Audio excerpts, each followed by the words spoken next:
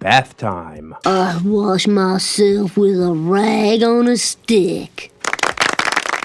Roommates with Wheezybeard. Young Wheezy, ha ha. Hi there. Hi there, people of Reddit. I have just joined, and I wanted to share my story with you all. I've been listening to a lot of Neckbeard stories lately, so I've decided to share one that I was living through until I could save money and find somewhere else. A good 8 months packed with tales of neckbeards. But first, a little background information. I'll call myself OP, and I stand at an intimidating 5 feet tall, and probably looks-wise a 7 out of 10 on a good day. I have an abusive background, so I think that has made me quite the pushover. My New Year's resolution is to grow more of a backbone. The neckbeard of this story we'll call Wheezybeard. There's also one other character in this story, which is my sister Angel. We call her Angel because she totally is one. This story begins when I had to leave my old house with my lovely roommates because the owner had to move back in. And so, desperate for a place to stay, I looked on flatmates.com and messaged as many as I could. I had an almost instant reply from an old ladies ad saying that I could come check out the house tomorrow and get the key then. It was cheaper than the last place and not too far from where I worked. Relieved, I immediately messaged back, thanking her and telling her that I'd be there around 11, if that worked for her. And she said, "Yes, it does." Then I started packing up my old room and called my sister to ask her to help me move, and she said yes. She was only available to help the next day. She said she'd be there first thing and we'd get a nice breakfast after loading everything into her car. The next day, after an hour of moving everything, I hugged my old roommates goodbye and set out for my new place, telling my sister how excited I was to be within walking distance to work and to have my old roommates over to my new place. Hopping back in the car after breakfast, I had 10 missed calls and 6 voice messages, and it wasn't even 10:20. This was the first time I'd heard my new roommate's voice. It was not an old lady.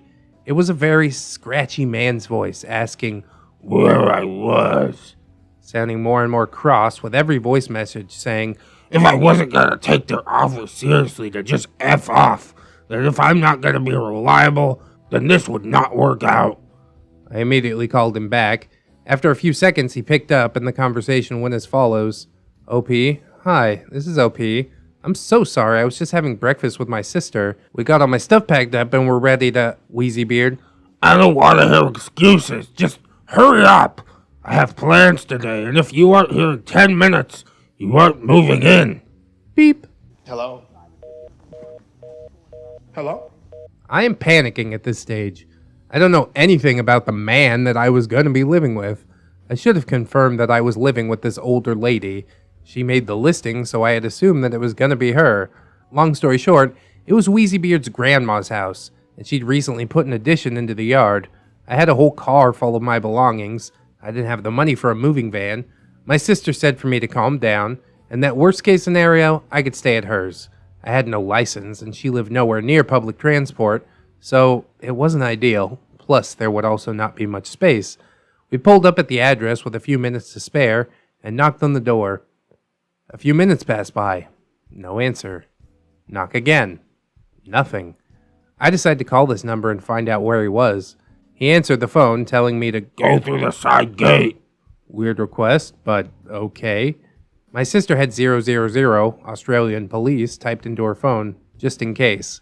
After walking around the side of the house, we saw a 2-story granny flat. A very large man appeared, squeezing through a sliding glass door, red in the face and panting like he'd run a marathon. "About time," he puffed.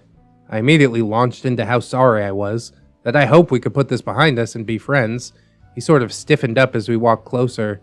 This man stunk so bad. I doubted that he had ever had a shower. His hair was matted. He'd often hide it under his fedora. Yes, he had one. He was also wearing one of his many Marvel shirts. I think it was Iron Man. With his cargo shorts, socks, and Crocs. Socks and Crocs. As if he wasn't enough of a pussy repellent. "My name's Wheezybeard. I've had so many people visit, and I'm sick of showing them around, so are you interested or not?" My sister and I were shocked at how blunt this whale of a man was. I thought about staying with my sister until I found a better place. Sometimes I wonder how differently things would have played out if I did.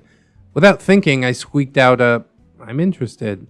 Taking that as a yes, with a half smile, he handed me a key and ushered us through the doorway.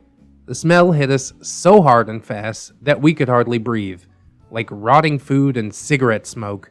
The place was filthy, like an episode of Hoarders. I could see now why so many people were not interested, and why he met us in the garden. I could barely make out the orange carpet below us. It was covered in crumbs, clothes, bits of Lego, cigarette butts, you name it. Already sounding out of breath, Wheezybeard walked around us to start the tour. In the lounge room, I could see a fold-out lounge/mattress hidden beneath so much stuff. Chip packets, empty energy drink cans filled with cigarettes, naughty magazines, and a very yellow body pillow with a naughty maid on it. TV blaring in front of his bed. Posters of many different anime girls were pinned to the walls, all doing that happy scream face. Ahegao? I think it's Ahegao. Nowhere was safe to look. My sister and I were very uncomfortable. And then, taking our stares at his collection as interest, he said that his bed was free to my sister and I any time. No fucking way. We just stood there, unsure what to do, and after a brief pause, seeing us not jumping to the offer, he continued down the shit show walkway to the kitchen, where everything was dusty, moldy, or downright putrid. Nothing had been washed up, and the floor was so sticky that you could audibly hear our shoes trying to detach from the floor. Cobwebs everywhere, although not a spider to be seen. All the flies and warmth in the world were not worth staying here, apparently. This place could use a woman's touch, OP. This guy was making my anxiety levels go through the roof at this point. But still, ultimately, it would be better than moving back in with my parents. Really, though? Honestly, ask yourself. The bathroom looked barely used, with an old towel that had streaks on it, and what I hoped were beard hairs everywhere. No toothbrush anywhere to be seen, and cigarette butts overflowing the ashtray near the sink. Finally, we got to my room. Safe to say, it did not look exactly like the pictures. There was a bit of furniture, a smashed TV, and dust everywhere. But it wasn't nearly as bad as the rest of the house, thank God. Wheezybeard then cleared his throat. Alright, ladies, I'm going out while you organize the room. The TV needs to go out to the front for trash collection tomorrow. Don't be a stranger, Angel. We figured we needed to go out anyways, so we carried the TV out to the bins, put everything on my new bedroom floor. We put down a tarp for my mattress and piled everything on top of it until we could clean the floor. We then went out to the shops to quickly buy some cleaning supplies and my own kitchenware. No way was I touching anything of his. This is where Angel had to leave me, and this is where I leave you guys for now. I have so much to fit in, and I would like to make multiple stories so I can go into detail if this is popular and liked. Thank you so much for staying and reading this. I wish you all the best for this new year. P.S. I give permission for any YouTubers to read this. I love Moonhorse, ReddX, and Walter Fate. Hey, the big three! And while they may not read this aloud, I want them to know how good it is to hear other people's experiences, and I promise more of Wheezybeard's neckbeardy behavior will show. Well gosh, I didn't know I'd get the shout out in the end. That always feels good. I thought about not reading this story at all since it was like basically just a wall of text, but it was a relatively well-written wall of text. So I decided to power through. I think it was worth it. I definitely like to hear more about Wheezybeard. You got 8 months of experiences, and I got a whole channel to post those experiences on. So come on, OP. Let's do this thing together. I'm going to give you the old bookmark and keep an eye on what you post in the future. The first interaction with him, calling on the phone, like blowing up your phone, and then acting like a dick when you called him back, that's like the biggest red flag of all. I probably wouldn't have proceeded past that point. I'm like, okay, I'll go live with my parents again. That's fine. Yes, it will hurt your pride a little bit, but God, that's better than destroying your lungs by breathing in the black mold that is surely infesting the walls of Wheezybeard's house. Or cooking in the cockroach nest that is his kitchen. Ugh, I hate it. It was a really good verbal description, though, of a neckbeard nest. We should probably visit that subreddit as well. I'm adding it to the list of contingency subreddits for when NeckbeardStories don't have that many new posts on them. There was so much content here, and we've only just barely scratched the surface, so I'm looking forward to continuing with you guys. 3,000 subscribers. Oh my god. Thank you so much. Holy heck. This channel's just growing super fast and I am so grateful, so excited. Who would have known that the world loves hearing about neckbeards and legbeards as much as I do, you know? Wheezybeard Part 2. Dinner time. Hello again, Reddit friends. I'm back for Part 2. Thank you to all the upvoters and commenters. I'll use more paragraphs from now on. Thank you, OP. Also, in my last story, I forgot to add trigger warnings, so I'm sorry. If you get triggered by anything eating disorder related or sexual abuse, I'm not sure my stories are for you. Or any Neckbeard stories, honestly. To get into the story, we need to add a new character. Our Neckbeard's grandma. Absolutely lovely lady. I'll call her GG. Other cast members in this story are me, your vertically challenged OP, and our Neckbeard Wheezybeard, or WB. After my sister Angel left, I decided to start cleaning my room, vacuuming and mopping the floor, dusting everything, and arranging my belongings. I received a text from Wheezybeard saying, Grandma wants to have you in the main house for dinner. Be there by 6. I was so relieved that I wouldn't have to use that kitchen, because it would take me so long to get it to any standard of clean. As a casual at my work, I decided to NA for a few days so that I could clean at least some of the kitchen and the bathroom. After all, there was no way that I could use those amenities in the state that they were in. I changed out of my sweaty clothes into a nice dress to meet my new landlord. A short walk over to the house, I popped my head in through the back door and heard a warm, come in. Welcome, we have a spot already for you." And I walked into a feast. She must have spent hours putting all this together. Everything was so beautiful. Candles, music, everything. Mrs. Robinson, you're trying to seduce me. How was Wheezybeard possibly related to her? Grandma was the exact opposite of Wheezybeard.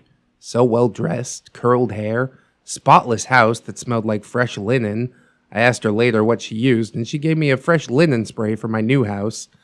Now, Wheezybeard was already sat down at the table and had tucked in, slurping Coke from the bottle and noisily shoveling down food like he hadn't eaten in a month.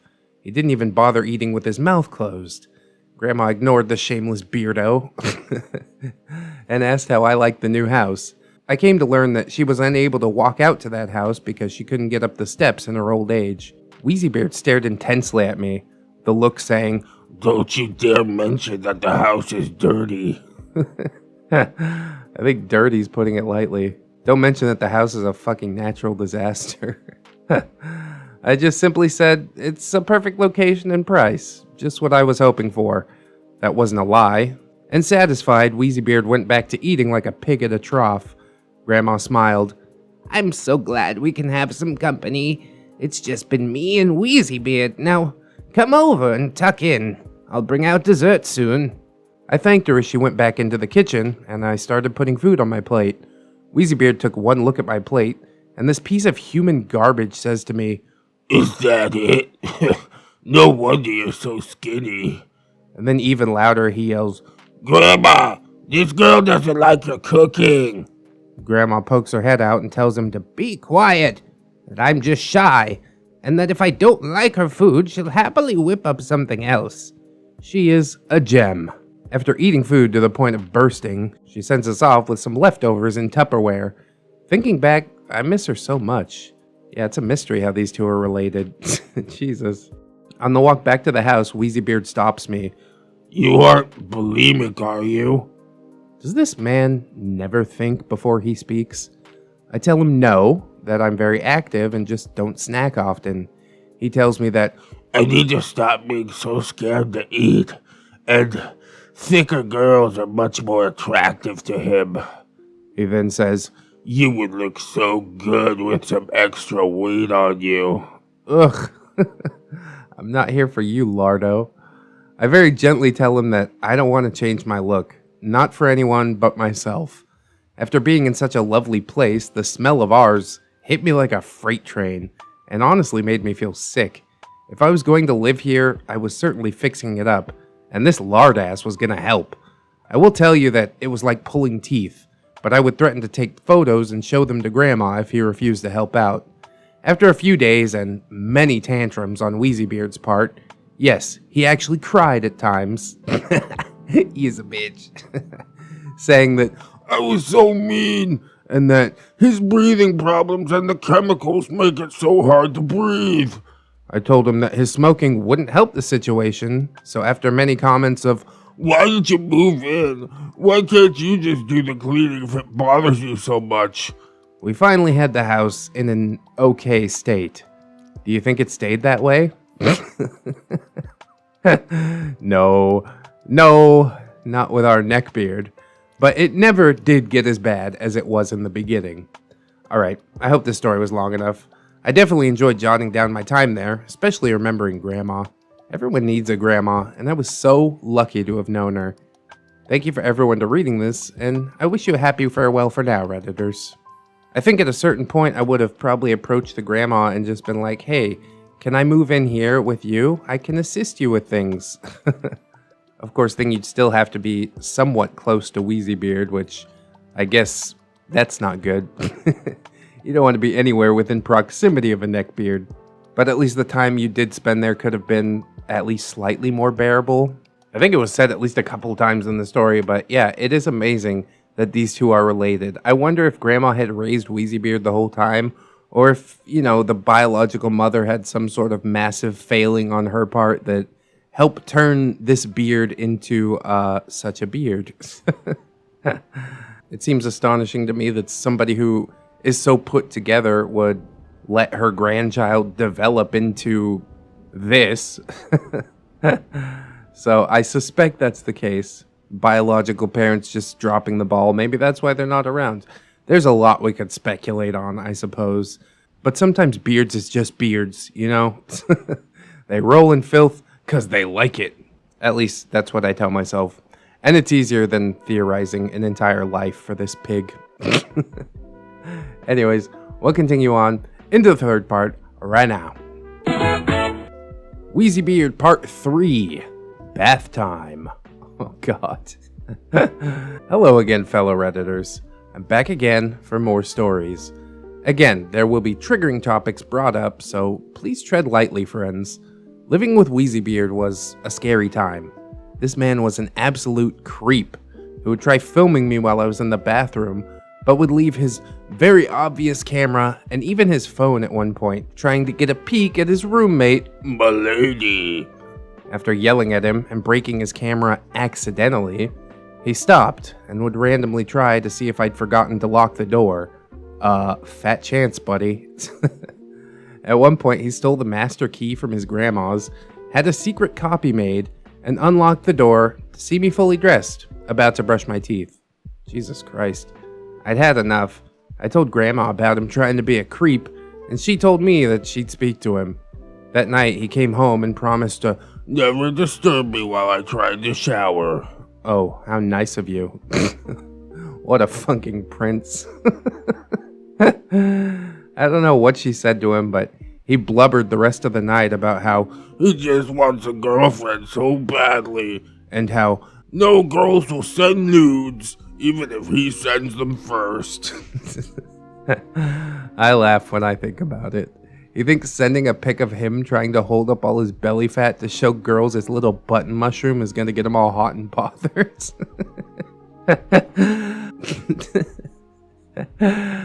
The social failings here, I just don't even know where to start. God. That's not how any of this works. About a week later, I'd gone out with friends, and I'd had too much to drink, so they drove me home. I'm a giggly drunk, so when I got home, I laughed about how hard it was to open the door. I walk in and giggle as he's laying there watching his show. Wheezybeard. What's so funny? I lost it and decided to tell him a stupid joke that I'd heard. He laughed, but nowhere near as hard as I was laughing. I think he could tell I was drunk. He offered to take his milady to her quarters, but no way. I was drunk, and I had to finish my McDonald's in the bathtub. The life?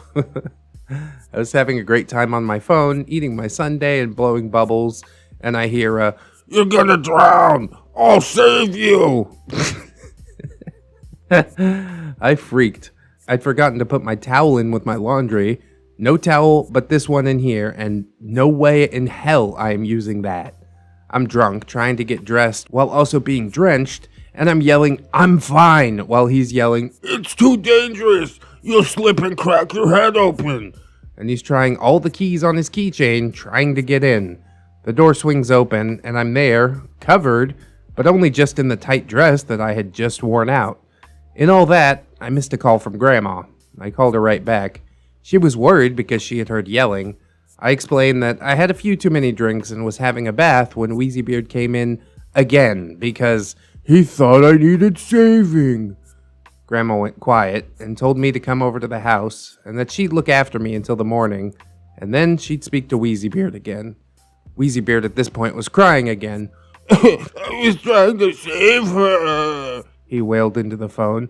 I could hear her drowning. He said. I kept yelling out to you I was fine, but you came in anyways, I said. I snatched my phone, hung up, and he told me, I was a bitch, and he was trying to stop me from hurting myself. and that No woman appreciates a gentleman. chivalry at its finest. I went to Grandma's house sobbing. Grandma was in the lounge room setting up the bedding in the lounge. She sat with me for ages, listening to me and comforting me. She told me that Wheezybeard deep down was a good boy. Really deep down. He had a lot of manners to learn, but he never had a male role model to teach him how to be a man. That his mother didn't care about him and enabled his behavior. She will appear in future stories. I did feel sort of bad for him, as she explained that he didn't know how to speak to girls and was bullied a lot growing up. It's hard to hate the guy at this point. I could relate with things like bullying, no good role models, and not being taught certain things, so with my permission, she called him over, and he did apologize again, and was made to give her the key because he had broken his promise and my trust. I stayed at Grandma's that night, and the next day I came home to flowers on my bed. There were nice moments, but a lot of them were overshadowed by a lot of neckbeardy things. And we will hate him again, but it made me see him from another side. Finishing on that note, I want to thank y'all for reading my stories. Makes me so happy that one was read on YouTube. Thank you, ReddX. Hey, got you, fam. Also, for personally letting me know that my posts were removed. I love how dedicated you are to your fans. That's so kind of you, OP. I mean, yeah, I'm dedicated to my fans. My fans seem dedicated to me. It's a two-way street, you know what I mean? This channel would be nothing without them, and without me, I guess they'd have nothing to watch. So we're all in this together, you know, as far as I'm concerned. We are all ReddX, not to get too gushy. P.S. OP had a very turbulent childhood, so going back to my parents would have been much, much worse. It's dark, and honestly, it would be very triggering for so many people. My parents were drug addicts, and nothing was more important to them. They didn't want me, and would constantly tell me so. I escaped at 15 after so much abuse. I don't want a pity party, but again, if people want to hear my background story, I'll tell it. I don't know what platform to put it on either. I'm in a much better, safer place now, ready to share my stories with you guys. Hope y'all have a fantastic night. I think everybody out there has at least some sort of trauma in their past. The real question is how you get over it, how you deal with what has happened to you. Now, my parents weren't as bad as OPs or Wheezybeards. You know, those are like the completely neglectful types. My parents provided pretty well. The worst I could say happened to me is I got smacked around a little bit, but I don't begrudge my parents for that, honestly. It helped shape me into the person that I am. So while I'd prefer that it didn't have to come to that, I mean, yeah, at the end of the day, it's all part of the formative experience, you know? And obviously some people deal with it better than others. You know, we've got Wheezybeard, who just basically crumbled to the ground and decided to live in a filth pile and say, woe is me, I can't find a girlfriend, woe is me, instead of, you know, putting yourself out there, learning the social skills to find yourself a girlfriend, and also how to be a functional human being. And then you've got OP, on the other hand, who obviously had a tough home life as well, but decided to push back against it and forge her own path, you know? And one is obviously more admirable than the other one. They're both coping mechanisms in some form or fashion, but I can definitely tell you which one that I hope you would pick for yourself if you are in a similar situation. Obviously, Wheezybeard was trying to put himself out there in some type of way, you know, leaving flowers on the bed and shit, but like, this ain't a movie, bro. You need some real life experience. Nobody gives a shit about flowers if you can't forge like a mental connection between another person and yourself, you know?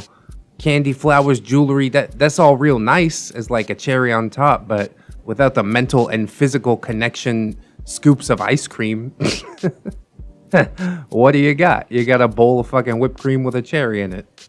Nobody's gonna dig on that. But anyways, before I wax too poetic, I suppose we shall get into the last part for now, which I'm sure will not be the last part overall, because remember, we got 8 months of this.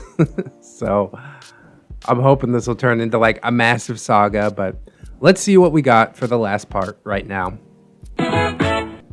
Wheezybeard Part 4. Grandma gets sick. Crap. It's gonna end on a somber note, isn't it? Hello again, friends. Thank you again for joining me. I love how much appreciation and love you've shown for me. This part of the saga was very sad, but it does add to the story. For all those first joining us, characters are OP, very short, pretty average looking, about 5 subways long. $5 foot long, that's $25. Wheezybeard, or WB, our beardo that is creepy, chain-smoking anime waifu prick that believes women were put on this earth to serve him. God's gift. If he's God's gift, I'm gonna have to stop believing in God. Grandma, Wheezybeard's beautiful, lovely, generous grandmother. Every grandma should have their own song. I'd been with Wheezybeard for a while at this point, and unfortunately was watching Grandma's health deteriorate by the day. All alone in that house, I would often pop by, and this made her day. She would make up all kinds of things for us to have. I would bring by some groceries, and she would always tell me that she would have some extra in some Tupperware for me later. Aw, grandmas. On my birthday, she surprised me with a beautiful butterfly necklace, my favorite animal, and made a beautiful dinner with a butterfly cake. Dang, a theme and everything. Now one morning, I popped by and didn't see her in the kitchen. I called out for her, and I could hear a faint crying. I ran around searching for her to find her crumpled on her bedroom floor. She'd fallen in the night and had no way to call for help. Cold and weak, I immediately dialed for the hospital. Holding her, I pleaded for them to come quickly. I didn't know her details, but I did know the address. An ambulance soon arrived, and I went with her. I called Wheezybeard as soon as we got to the hospital to tell him about Grandma. He asked if she was alive. I said yes, but I didn't know how she went with the fall. The douchebag asked me why I would call him if she just fell over. I was enraged. Don't you know that when old people fall, it can be potentially life-threatening? I could barely hold back my tears. I'd known this woman for such a short time, but it was like she was like my own grandmother. Call me if she's dying. Otherwise, I'll pick her up afterwards, he said. What a scumbag. He wasn't even going to visit her while she recovered. She was in the hospital for 3 weeks. I visited as much as I could, brought her flowers and chocolates. She'd broken her hip and had some internal bleeding, but surprisingly did well after the surgery, and after her 3-week stay, she came home. She was on bed rest, and I put up a schedule for myself and Wheezybeard to give her meds, assist her to the bathroom, and bring her food. As I came home from my second day at work, I found her starving. She hadn't had her pain medication, and she had wet herself. She was so embarrassed that I had to clean up after her, but was so grateful that I was there. After ensuring that she was well fed and had her medication and was asleep, I stormed home. Now, I was angry. And I wasn't thinking right when I went through the door and found Wheezybeard smoking and watching anime. I grabbed him by the shoulder and slapped him as hard as I could. Should have made a fist. Nothing but what he deserves. I've never struck anyone before, but I could not believe someone could be so heartless. You could see an outline of where my hand had been. What the fuck? He yelled as he slapped me back. I was so angry that I didn't even feel it. Not in that moment. How dare you leave Grandma alone all day without tending to her? You agreed on helping, and I go over there to find out you haven't been over there at all. He stepped back and said, I was busy and time got away from me. I motioned around. Busy doing what? I worked all day and still was the one that went over there to help. What have you been doing? The house was filthy, so I knew he hadn't done any housework. I was busy looking through retirement villages she could stay in and funeral arrangements. This prick just wanted to pack her up for someone else to deal with until she died. I'm not a living relative, so I have no say in what his family chooses to do with Grandma, but I knew she wanted to stay in her house. She hated nursing homes and knew that you go senile from not doing things for yourself. This isn't the end of the discussion, but in the next story, I will bring in Wheezybeard's mother. Oh, that should be a treat. I'll leave you here for now, but I will start on another part as soon as I can. Thank you to everyone who's been reading. You have all been amazing. Bye for now. Bro, they picked me up, they dropped me right back down. They're like, see Wheezybeard, isn't he a somewhat sympathetic character? No, he's a total piece of shit, and here's why. Leaving your grandma to starve and piss on herself without her pain meds? Like, somebody take this man out back and fucking shoot him in the head. I'm completely serious. How dare you? He would have gotten worse than a slap from me. I would have made sure that he ended up in the hospital as well. And guess what? I wouldn't have gone to pick him up. I would have had him sectioned. But like, I don't know. I think he has some mental problems if you have a look at his house. It's really dirty. Maybe we should just, get him some mental help. And then guess what? Wheezybeard ain't coming home. As far as I'm concerned, nothing is too much for this guy. This is so deplorable. It's your flesh and blood. It's your fucking grandma. Like, how could you not be there? Ugh. He wasn't even the one to find her. He's too busy fucking watching hentai and playing with his little button mushroom dick and smoking cigarettes to even find his grandma laying on the floor. Like, oh God, what a fucking horrible person. The house, I could maybe deal with it. You know what I mean? I could be like, okay, you do have some problems you need to get over, but we can work through it, friend. But as soon as you treat your own flesh and blood like this, like, you're less than human, honestly. I do try to show a lot of sympathy for people that get featured in the stories, the neckbeards, the nice guys, the weeaboos. I try to see it from their side, you know what I mean? But this is a fucking bridge too far. I'm so upset, like personally upset. I just hate this. We're gonna have another Wheezybeard video because I can't just let it drop now. And I hope Bright Rise will get it out sooner than later because I'm chomping at the bit to meet the woman that spawned this fucking ham beast. This unfeeling whale of a human. God, I hate him. Ugh. We have seen some spectacles on this channel. And while this isn't the absolute worst story that I've ever read, it definitely hits home with me. And I personally just want to go punch this fucking dude in the head. At least try to knock some sense into him or something. Jesus. Okay, deep breath. Woosah. Part 5. Scummy Mummy. Hello, Neckbeard fans. I hope you're ready for this next part. I am OP, your small storyteller. WB, that's the Wheezy Boy, and potential cancer ad star. Gigi is our beautiful landlady / grandma. And then we have Scum. She is Wheezybeard's mother, and possibly a legbeard. Up to you guys to decide. After our last tale, I was heartbroken. Grandma needed support, and Wheezybeard obviously did not care. After days of checking in on her in the morning, having a coworker drive me at lunch to see if she needed anything, and then rushing home after work to check on her, she finally had a checkup from a nurse. The nurse was there when I came on one of my lunch breaks. Grandma was sure to tell her how much I'd been looking after her, and the nurse suggested that I become a full-time carer and be paid by the government to look after her. Now, this was the best news that I could have received. I was so excited to be able to stay and look after her and be paid to do it.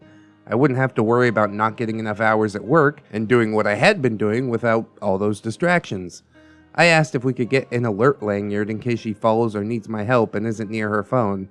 That nurse is smart, man. That's a great suggestion. I hated having to rely on Wheezybeard to check on her, so this was a perfect solution. Now, because Grandma had not had the time nor thought to ask me to have her as her primary contact for the hospital had called Scum to let her know that her mother was in the hospital.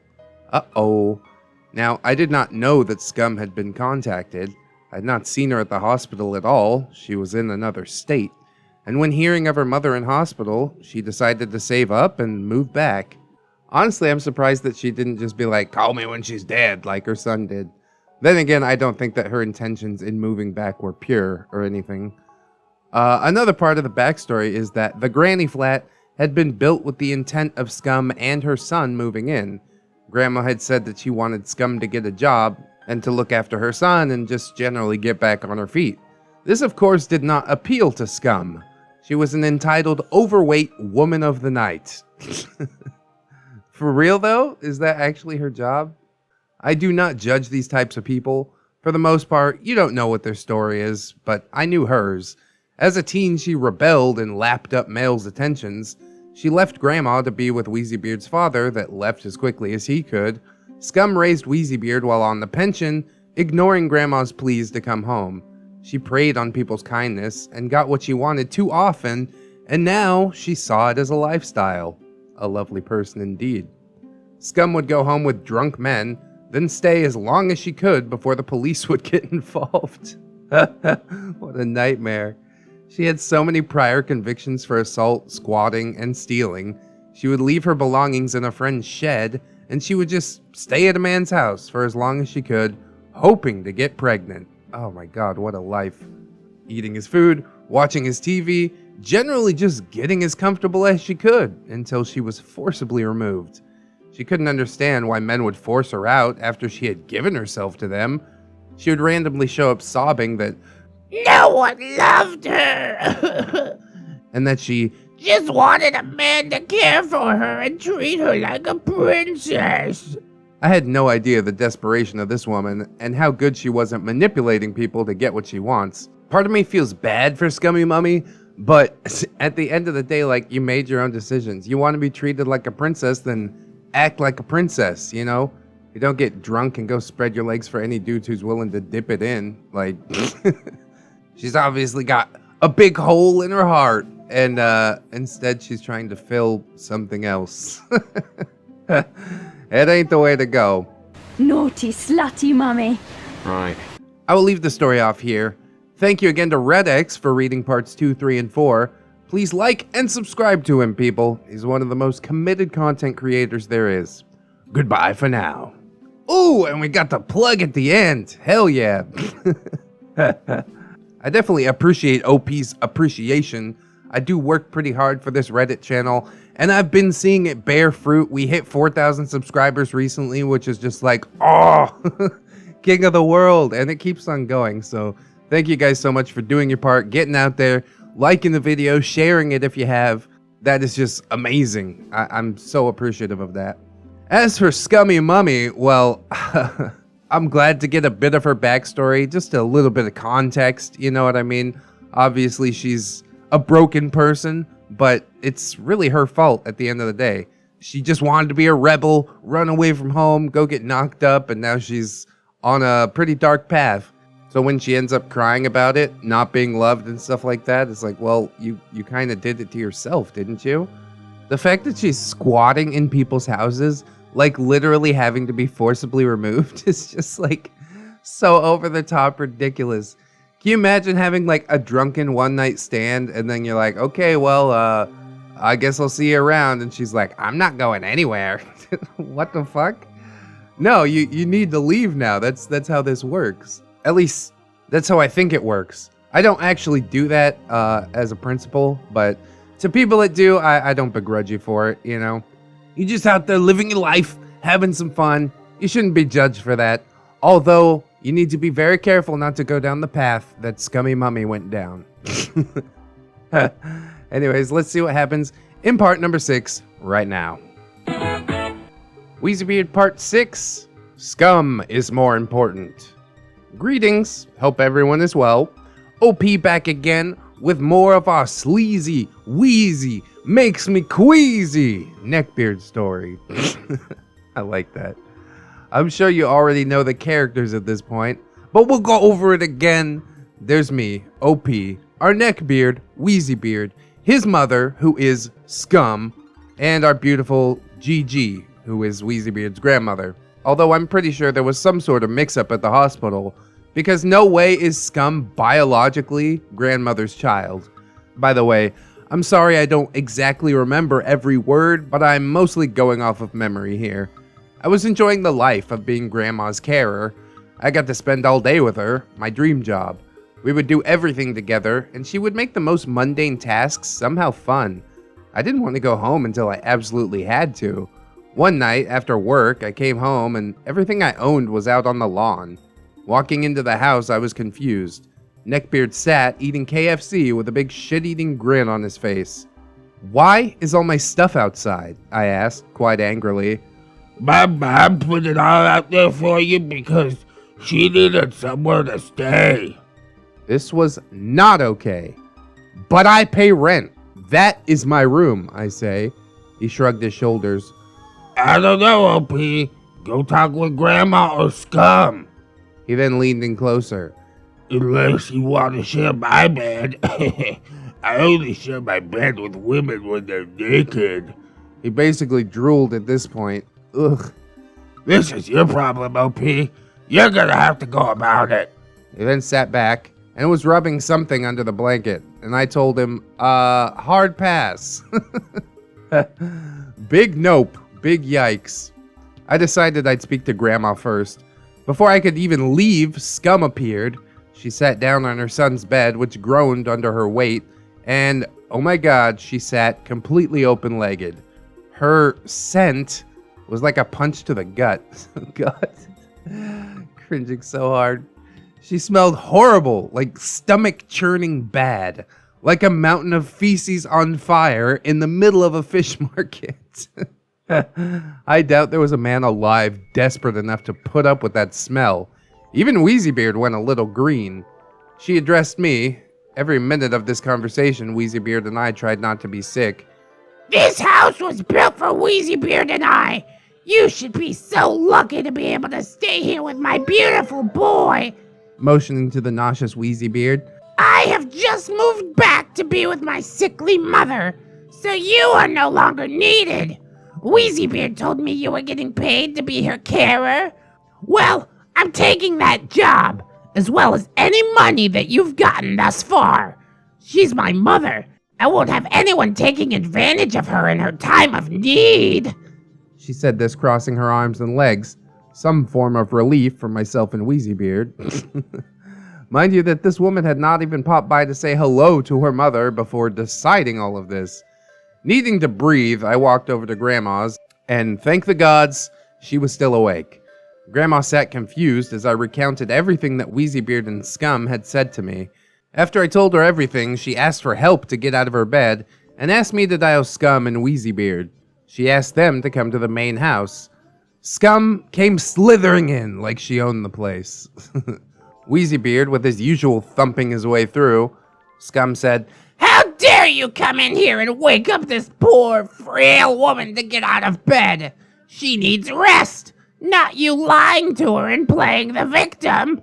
This is my house, and I want you gone. She pointed to the door. Now, you see here, Scum. Granny was fuming. This was a whole other side door that I had never seen. No loving granny look, just pure rage. She was quite intimidating. This lovely girl has been nothing but a help to me from the moment she moved in. While you were out trolloping around, she had to put up with that creep. Trolloping around. Oh, it's such a grandma word. I love it. She motioned at a shocked, watery-eyed man-baby. You've not seen me since you dropped him off with me. You are an entitled brat. You were given that house on the premise that you would raise that poor boy, which you did not do, so it is not your house. After many attempts to end your slutty behavior, I gave up and told OP she could move in. You are going to pack up all your stuff and move all of OP's stuff back to where it was right now. Wow, Granny got some fire in her, I'll tell you that. Scum was starting up one of her tantrums. She protested that She was Grandma's daughter, and I was driving a wedge between them. And that she rushed back home to be with Grandma. going on to say that The past is the past, and blood is thicker than water. Grandma, being the bright woman that she is, bought none of this.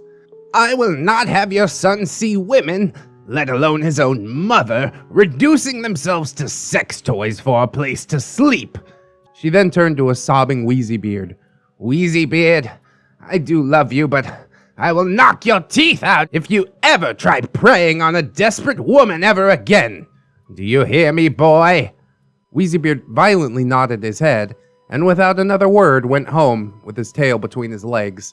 Scum went outside to have a fit, begging one of her many uninterested contacts to come and comfort her. Shut up, tramp, save it. Grandma is my hero. I tucked her back in and sat on her bed as she let out a few tears. It hurt her to say those things, I could see that, but she had bottled up so much, and finally she released it.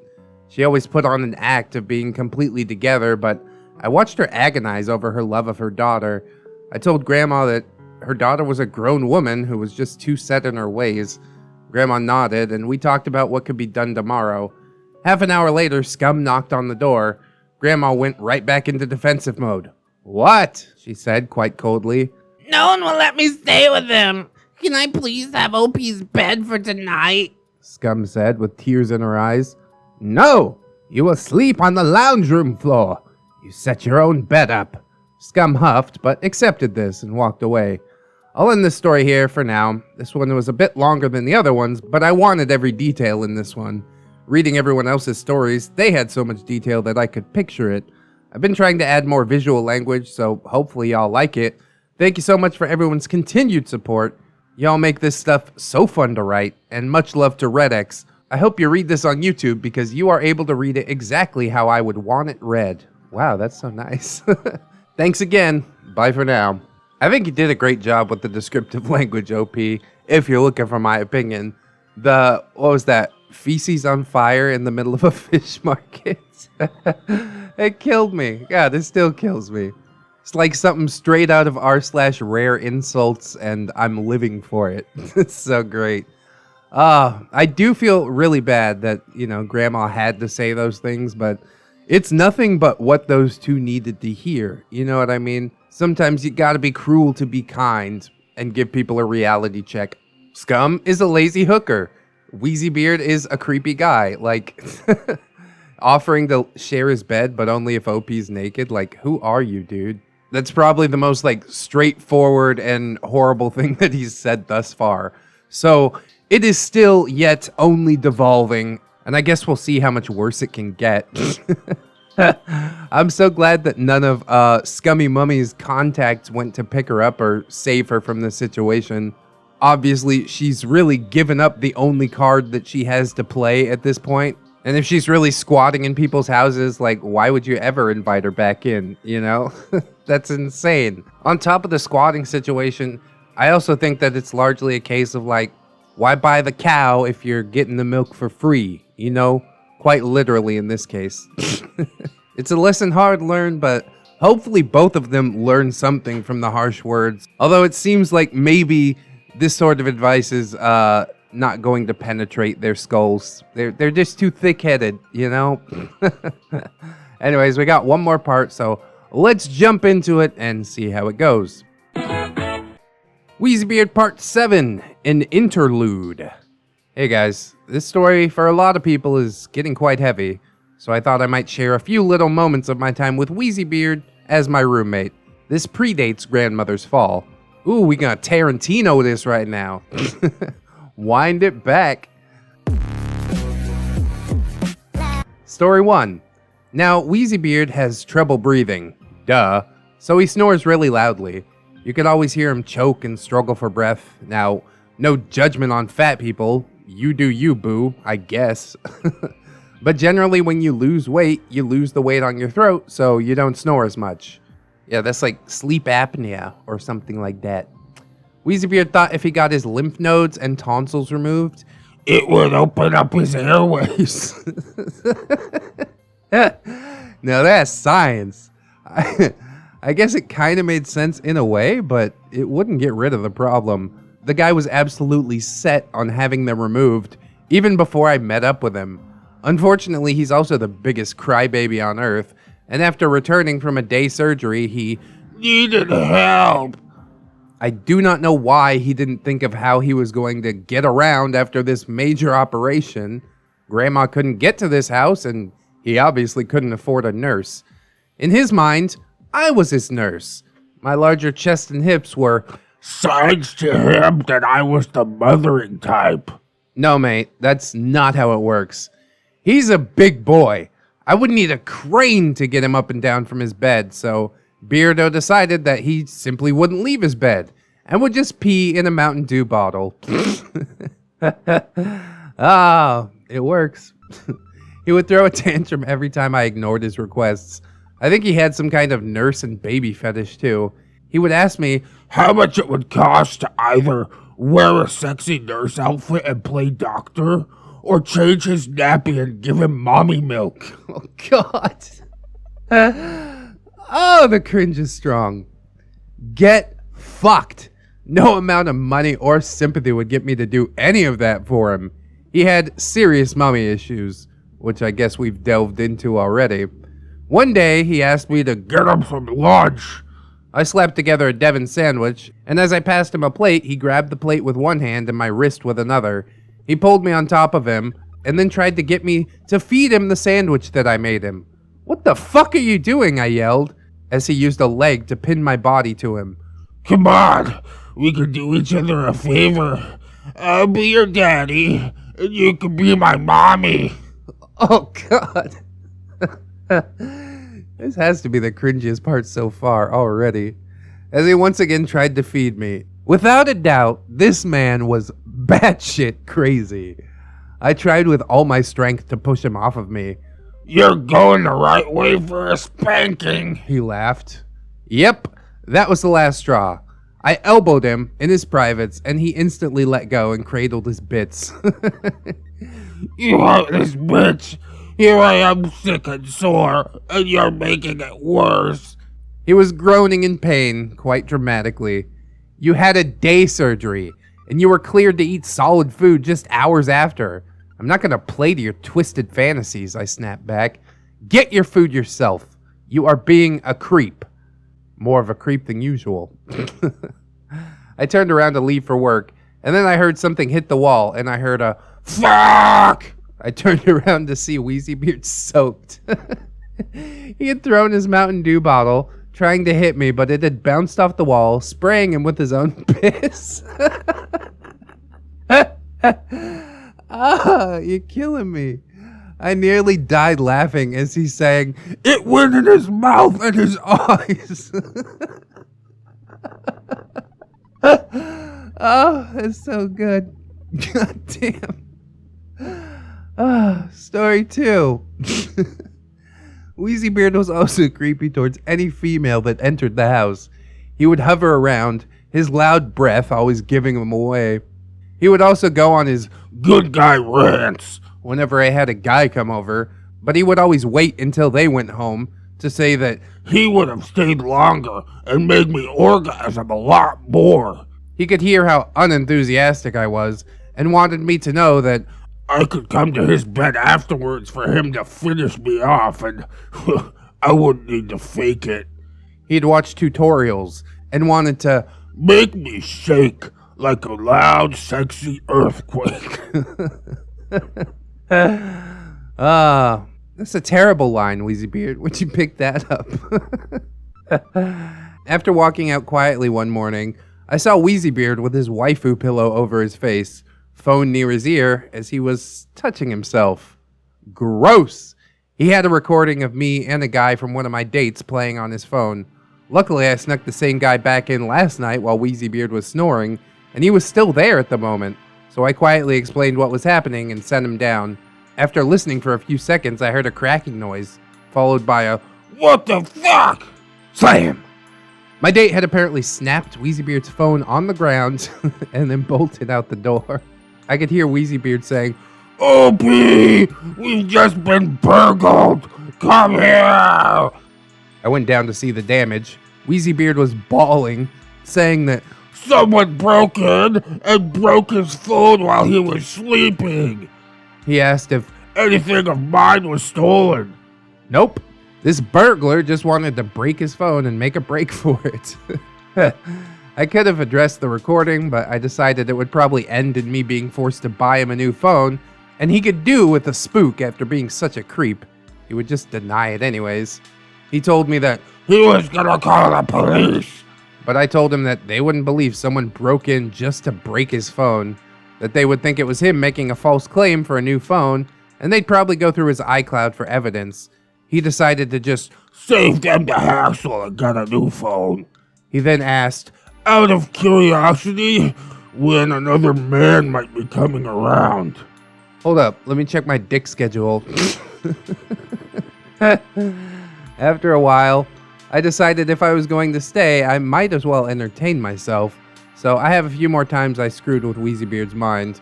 To be honest, I don't feel bad because I did it when he was being creepy or an asshole as karma. Hope these stories gave you a bit of a laugh. A little interlude so we don't spiral into complete darkness as I tell you more of the Scum Chronicles in the next post. Jesus, OP. I don't know if I've said it before, but I am so grateful for you sharing these stories. I get such a kick out of them. Splashing himself with a bottle of piss is just so over the top. It's gonna make me laugh all day. And then I also enjoy dick schedule. Yeah, I'm gonna check my dick schedule. I'll pencil you in. The part that made me cringe probably the most is like, I'll be the mommy and you be the daddy or some shit like that. Oh God. You know this dude has a diaper fetish. It was a recent discovery for me since I did the r/neckbeardstories like top posts of all time. They were talking about like a furry diaper themed card mat. And I'm like, well, let's see what that would look like. And it led me down this whole deep rabbit hole. Just don't Google things. If you don't know what things are, don't Google them because it's never going to turn out well. Holy God. I'm not going to go any more into detail than saying diaper fetish, but probably just don't Google it. It's just absolutely hateable. I can feel kind of sympathetic for Wheezybeard having his phone broken. Like, honestly, that sucks. But yeah, don't be a creep and you won't have to worry about it. If he was actually sleeping instead of watching his Creepfest videos, then he wouldn't have gotten his phone broken, right? The method of deterring him from calling the cops as well is pretty genius. They're like, oh yeah, they're probably going to go through your iCloud. He's like, uh-oh. They're going to find those voyeur videos and I'm going to be the one going to jail. Big brain plays all the time here. Except, you know, the throwing a Mountain Dew bottle full of piss and splashing yourself with it. Oh, it's a knee slapper, a literal knee slapper. I just slapped my knee. Maybe you can hear it if you rewind. A killer couple of stories. Definitely does lighten the mood. I think that was the right play, OP. I'm so looking forward to part 8 and 9 and 10 and 20 and 40. I'll keep doing it if you keep making it because it is just such a perfect Neckbeard tale. It's got all the Neckbeard characters. Overly sympathetic grandma, detestable mother, and of course, the Neckbeard himself, who we all love to hate. And even the horrible characters have something redeeming about them. Like deep down, there's a little kernel of humanity. It's just covered by a gigantic pile of shit. That's how I know this story is real, for reals. The Neckbeards aren't just cardboard cutouts. They're real humans, and they're also really flawed humans. You know what I'm saying? Oh, it's so good. Wheezybeard Part 8. It's a Neckbeard Christmas. Oh, snap. We missed aligning the timelines by a little bit, but that's okay. We're just going to pretend that it's still Christmas. 'Twas the night before Christmas, and all through our flat, our Neckbeard was snoring because he's so fat. His fedora was hung on the hat stand with care, all worn out and stained from his long, greasy hair. Your OP was nuzzled, all snug in her bed, thinking his snoring could wake up the dead. Good grandma in her nightgown, tucked in for the night, and Scum at the bar, not a suitor in sight. I love this so much. Holy God. So now, dear readers, here comes part 8. A story of Christmas with a neckbeard I hate. Hope you guys like the intro. Oh god, like doesn't cover it, OP. That is the best thing I've ever read. Oh, Christmas has never been a big event for me. As a kid, I kind of hated Christmas, as my parents would never dip into their drug money for gifts. This year, however, would be different. While taking care of Grandma one day, we started a conversation on Christmas.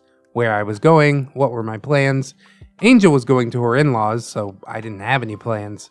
Grandma was excited that I was staying with them, and instantly wanted to have a girls' shopping spree to get me into the Christmas spirit, and to secretly get an idea of the things that I wanted. I never had a Christmas tree, a photo with Santa, a drive looking at Christmas lights, none of it. So Grandma was determined to make this a special Christmas for me. God, she's so cool, man. I'm so sorry you didn't have any of those things, OP. You definitely do deserve the best, and I hope things are turning around in your adult life at least. We must have come home with half a carload of stuff. She was planning on cooking up a storm, having neighbors come by, and Wheezybeard could play Santa and give out lollies. Wheezybeard was surprisingly festive. By that, I mean all his sleazy pickup lines had a Christmas theme. Oh, joy. Can I take a picture of you? I want to show Santa what I want for Christmas. Instead of going down the chimney this year, I'm gonna go down on you. He had a million of these, and followed each with a wheezy laugh that sounded like a teapot whistle. That's pretty good. Thank God I smoke. Bastard hung mistletoe everywhere, although was not fast enough to catch me. A few days before Christmas, Grandma held a party for the neighborhood. She decorated the yard with all kinds of signs and lights. She had me at the grill handing out sausage sandwiches and burgers. Oh, yum. She also had all types of food on the table, from pasta to salad. Wheezybeard barely fit into his Santa costume and complained about how tight the suit was. I watched as all the neighbors tried to help lift him into the truck. In the 5 minutes it took for all of them to get into their car seats and drive down the road for the kids to see Santa, the fat pig had already eaten half of the lollies. Kids got 1 or 2 lollies each, and Wheezybeard just waved, telling them to be good boys and girls, or else they wouldn't get anything else. Feeling bad, Grandma got out some more lollies, stuck them to a few dads' shirts, and got the kids to chase the dads around.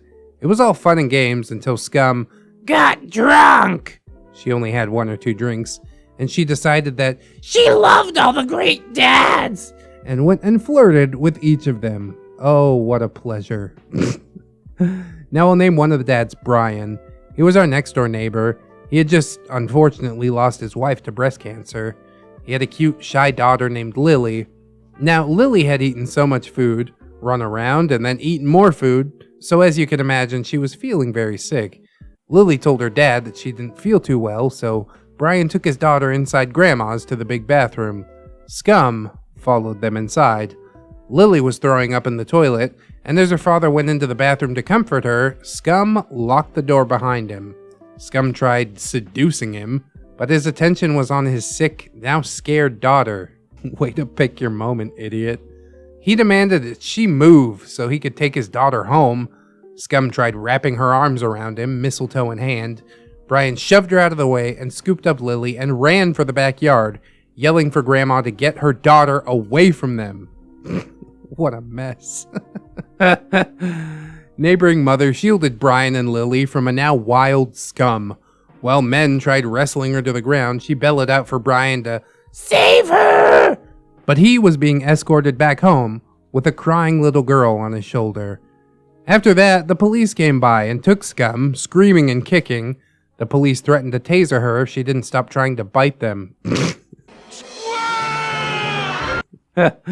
Grandma was terribly embarrassed, of course, and quite loudly apologized for her daughter's behavior, announcing that she had asked Scum to start looking for other houses to stay in the previous day. She was giving her until the Christmas break was over to organize somewhere else to stay. She thought that this was an act of desperation on Scum's part, but it was still inexcusable. The party ended not long after that, with Grandma thanking everyone for coming and apologizing for her daughter. Afterwards, Grandma went over to the police station to have a private word with her daughter. The next day, Grandma and I went next door, profusely apologizing for Scum's behavior, giving Lily some lovely Barbies and jewelry for Christmas, Brian told us that he wasn't angry at us, but he would not go to another party that Scum was at. Grandma shocked me with what she said next. She said she was going to file a restraining order against Scum so she wouldn't be coming anywhere near us. Grandma had tried and tried with Scum. Talking with her at the police station had only strengthened Grandma's decision not to have her daughter be in her life. Scum would be allowed on the premises the next day after being released to pack up her belongings and say goodbye to her son. He was free to see her whenever he wanted, but he would never travel to go see her. After she left, I noticed some of my things were missing, including my butterfly necklace that Grandma had given me for my birthday. Grandma called Scum to demand for her to return my necklace. Too late. She was gone and had sold it at a pawn shop. Oh my god. She said, It was unfair Grandma would buy something like that for me and not her. She wouldn't tell us where she pawned it either. I was so angry at Scum. I could not believe that she'd do something so spiteful to me. I think Scum knew it would also hurt Grandma, because Grandma apologized for Scum and told me that I'm her daughter now. Aww. She would not let Scum hurt me again. Christmas Day went much better. Wheezybeard was ecstatic over everything Grandma and I had got for him. We got him anime, a new fedora, more of an excuse to throw away his old one, and some fingerless gloves. Glorious. Wheezybeard got me a gag gift of candy underwear. Haha. Hilarious, Wheezybeard. He did have a nice present for me though, and when we got home I saw that he had taken a few of his waifu's pictures down and hung up a nice framed beach picture for me. Grandma gave me all new clothes, some Christmas ornaments to start my own tree one day, and a beautiful necklace that she'd gotten off her grandmother. An heirloom I was going to give Scum, but you're more of a daughter than she is, and I know you'll actually treasure it. Oh, Grandma, I love her more every story, dang. I teared up and thanked her for such a thoughtful gift. I bought Grandma a new massage chair, which she loved and always sat in. Hopefully, you enjoyed this little Christmas memory. Thank you, and I wish you all the best. Man, OP is so cool. Grandma's so cool. If you could get Wheezybeard out of the picture as well as Scum, then this could be like the most wholesome post series ever made. I just love the interaction between these two women. It makes me happy. But like OP said in the previous videos, it's probably going to get dark pretty soon. If you haven't watched the previous videos, go ahead. The links always are in the descriptions. I'm very good about that these days. Wheezybeard, of course, is always up to his shenanigans. Like, really? You're going to get some edible underwear? What is wrong with you, dude? You think OP's ever going to just like give in and be like, okay, you've ground me down enough. I guess we're in a relationship now. That is not how it works at all. I had a comment recently that said, it's probably 90s movies that are to blame, that have this guy like endlessly chasing this girl until eventually she says yes. And that's not how it works in the real world. You get your shot. If she says no, go shoot your shot somewhere else, bro. It's not that big a deal. There's plenty of fish in the sea, that's all I'm saying. You're gonna love a lot of people in this life, and not all of them are gonna love you back. And that's okay. It definitely seems like he's trying to be a better person, but at the end of the day, he's doing it for the wrong reasons, so good on OP for continuously kicking him to the curb, and I hope that will be a theme throughout all of these stories. And of course, we will continue with the next story right now.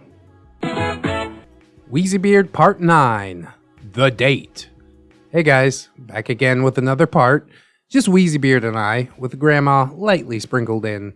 Oh, always need them Grandma sprinkles. So after Christmas, of course, is New Year's.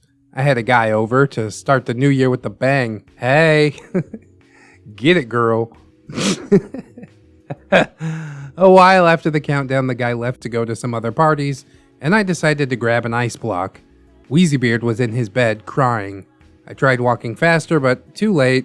OP, please come here. Fuck. Here we go. I rounded the corner to see this man cuddling with his waifu pillow, eating ice cream out of the container. Oh no. If this doesn't scream relationship issues, I don't know what does. Now look, I'm pretty sure everyone has been there at some point or another. I can empathize with him. It sucks when you don't feel like you're good enough. New Year's Eve for some people, I guess. What's wrong? I asked. No one wants to be with me. I don't know where I keep going wrong. I'm a flirty guy, so I can let women know that I like them. I have interests, and I'm a gentleman. You can just as easily translate those last 2 points into I love anime and sexually harass people. A gentleman that does not make. I don't want to kick the man while he's down, but I did bring up all those times that he's been ungentlemanly, to put it delicately. How can I let people know I'm interested without hinting? I've tried showing no interest, but that doesn't work either. He tells me. Beats me.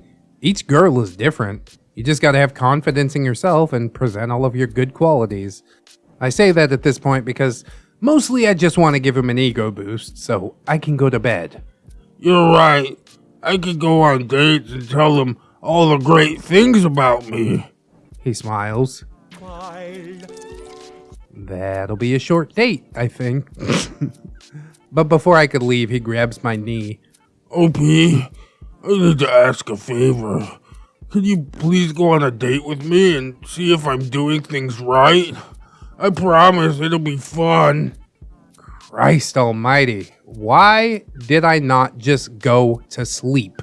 Don't say yes, OP. You open that can of worms. Don't say yes. I know she probably says yes because of the title and because she's a really nice person. So, feeling like if I say no, I'm going to be stuck here forever, I agree to one hangout with a friend.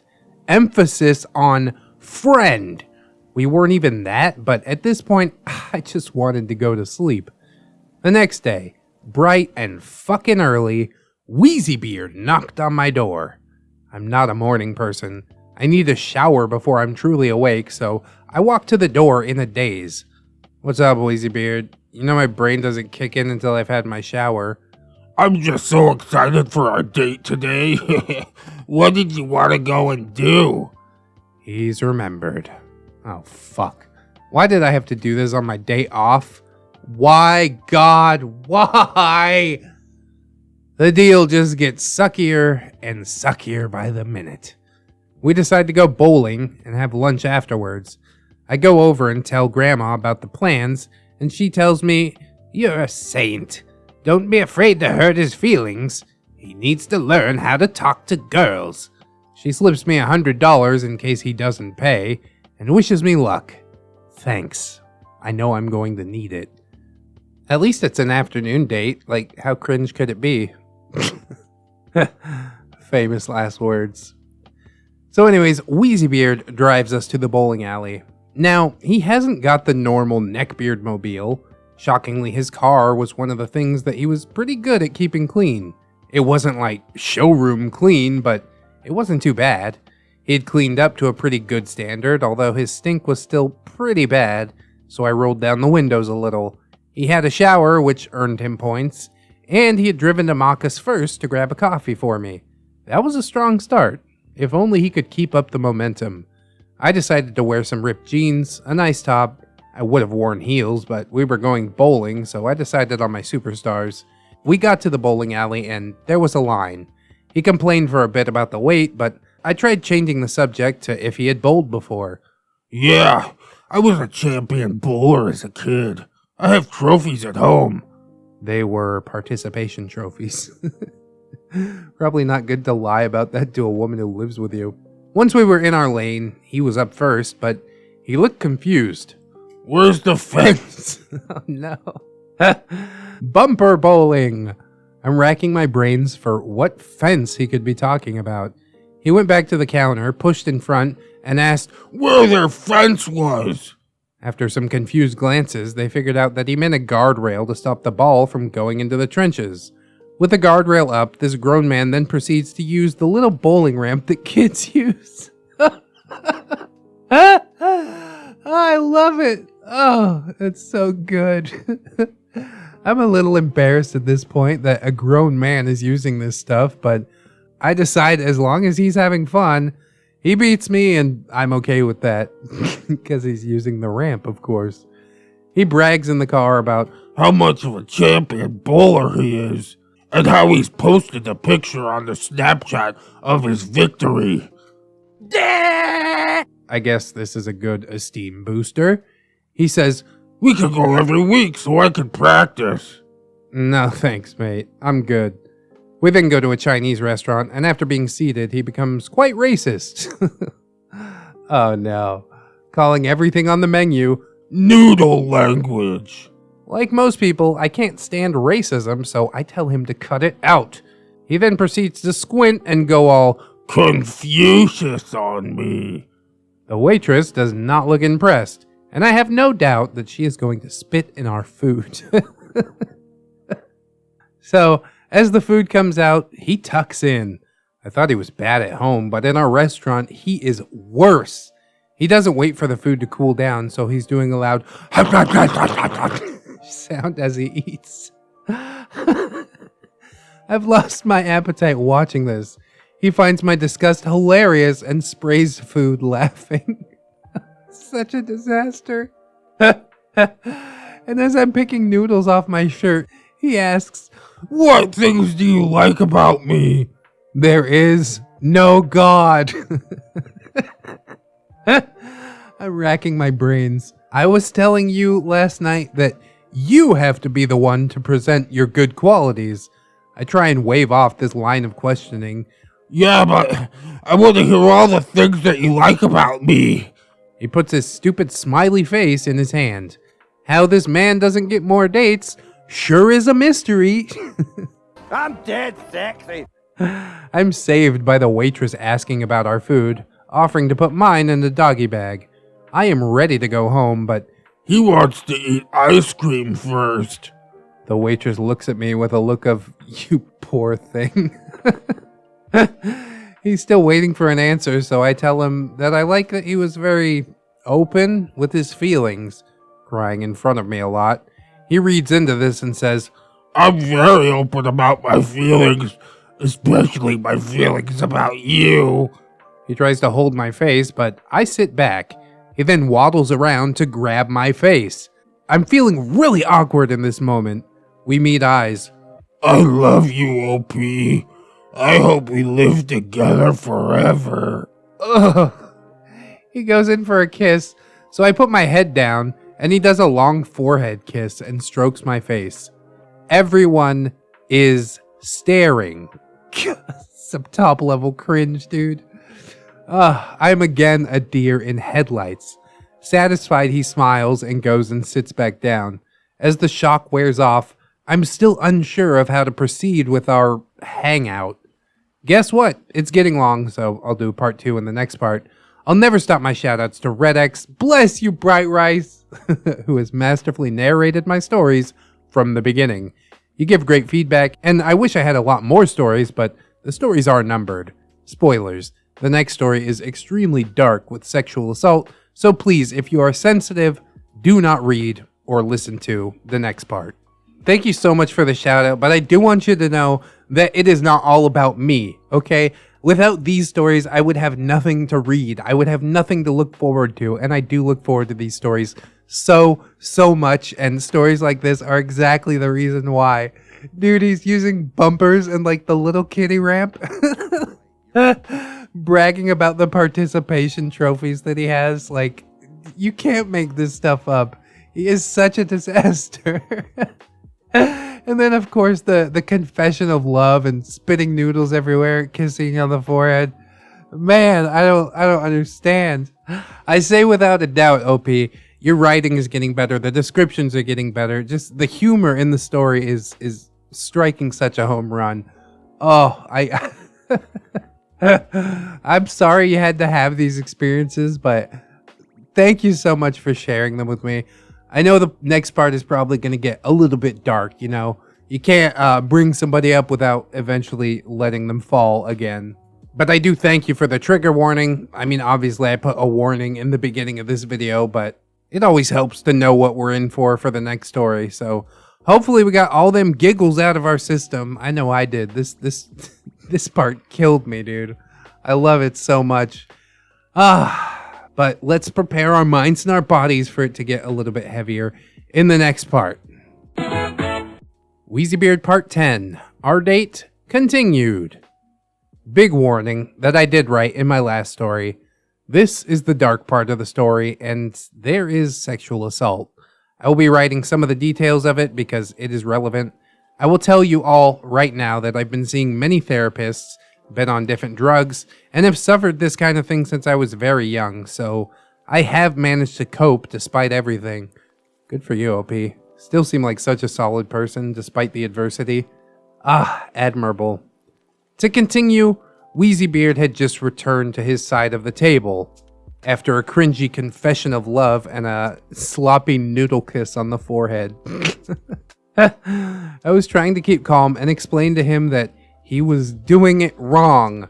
I told him that this was an alright attempt at a date, but there were things that bothered me, including the little whatever the hell that was a few seconds ago. I went into detail about all the things that he had done wrong and why they had upset me. His childish need to cheat in his bowling, his racism, and his not understanding personal boundaries, and everything in between. Plus all the things he did prior to the date while we were still on the topic, trying to hint gently about what he was doing wrong and where he could improve. Thinking I was being as kind and gentle as possible, I was shocked as his face went red as a tomato and he started yelling at me in this small restaurant. I've done nothing but try to be the guy you want. I follow instructions to win your heart. I protect you. I apologize and I give you flowers when I mess up. I told my mom about you. I give you compliments and constantly let you know why you'd be better off with me. But you turned me down every time. I actually got excited that you'd see me as a potential boyfriend on this date, but no! You want to play hard to get, even though you're a massive slut. You have men coming in and out of the house all the time, but say I come off as desperate? Fuck you, whore! I'm not the problem. You are! And with that, he storms off. Classic nice guy right there. Make a note. If I weren't being stared at by the whole restaurant, I might have yelled back, but I was doing everything to hold back the tears of embarrassment. He had gone to his car, so I was left with the bill. Grandma must be a psychic. Grandma coming to the rescue all the time. I decide to sit in the back of the car in case he gets violent. I've never seen him so mad, so I decided to get some distance from him. As soon as I get in the car, he speeds off, and I just sit there and start crying with my head in my knees.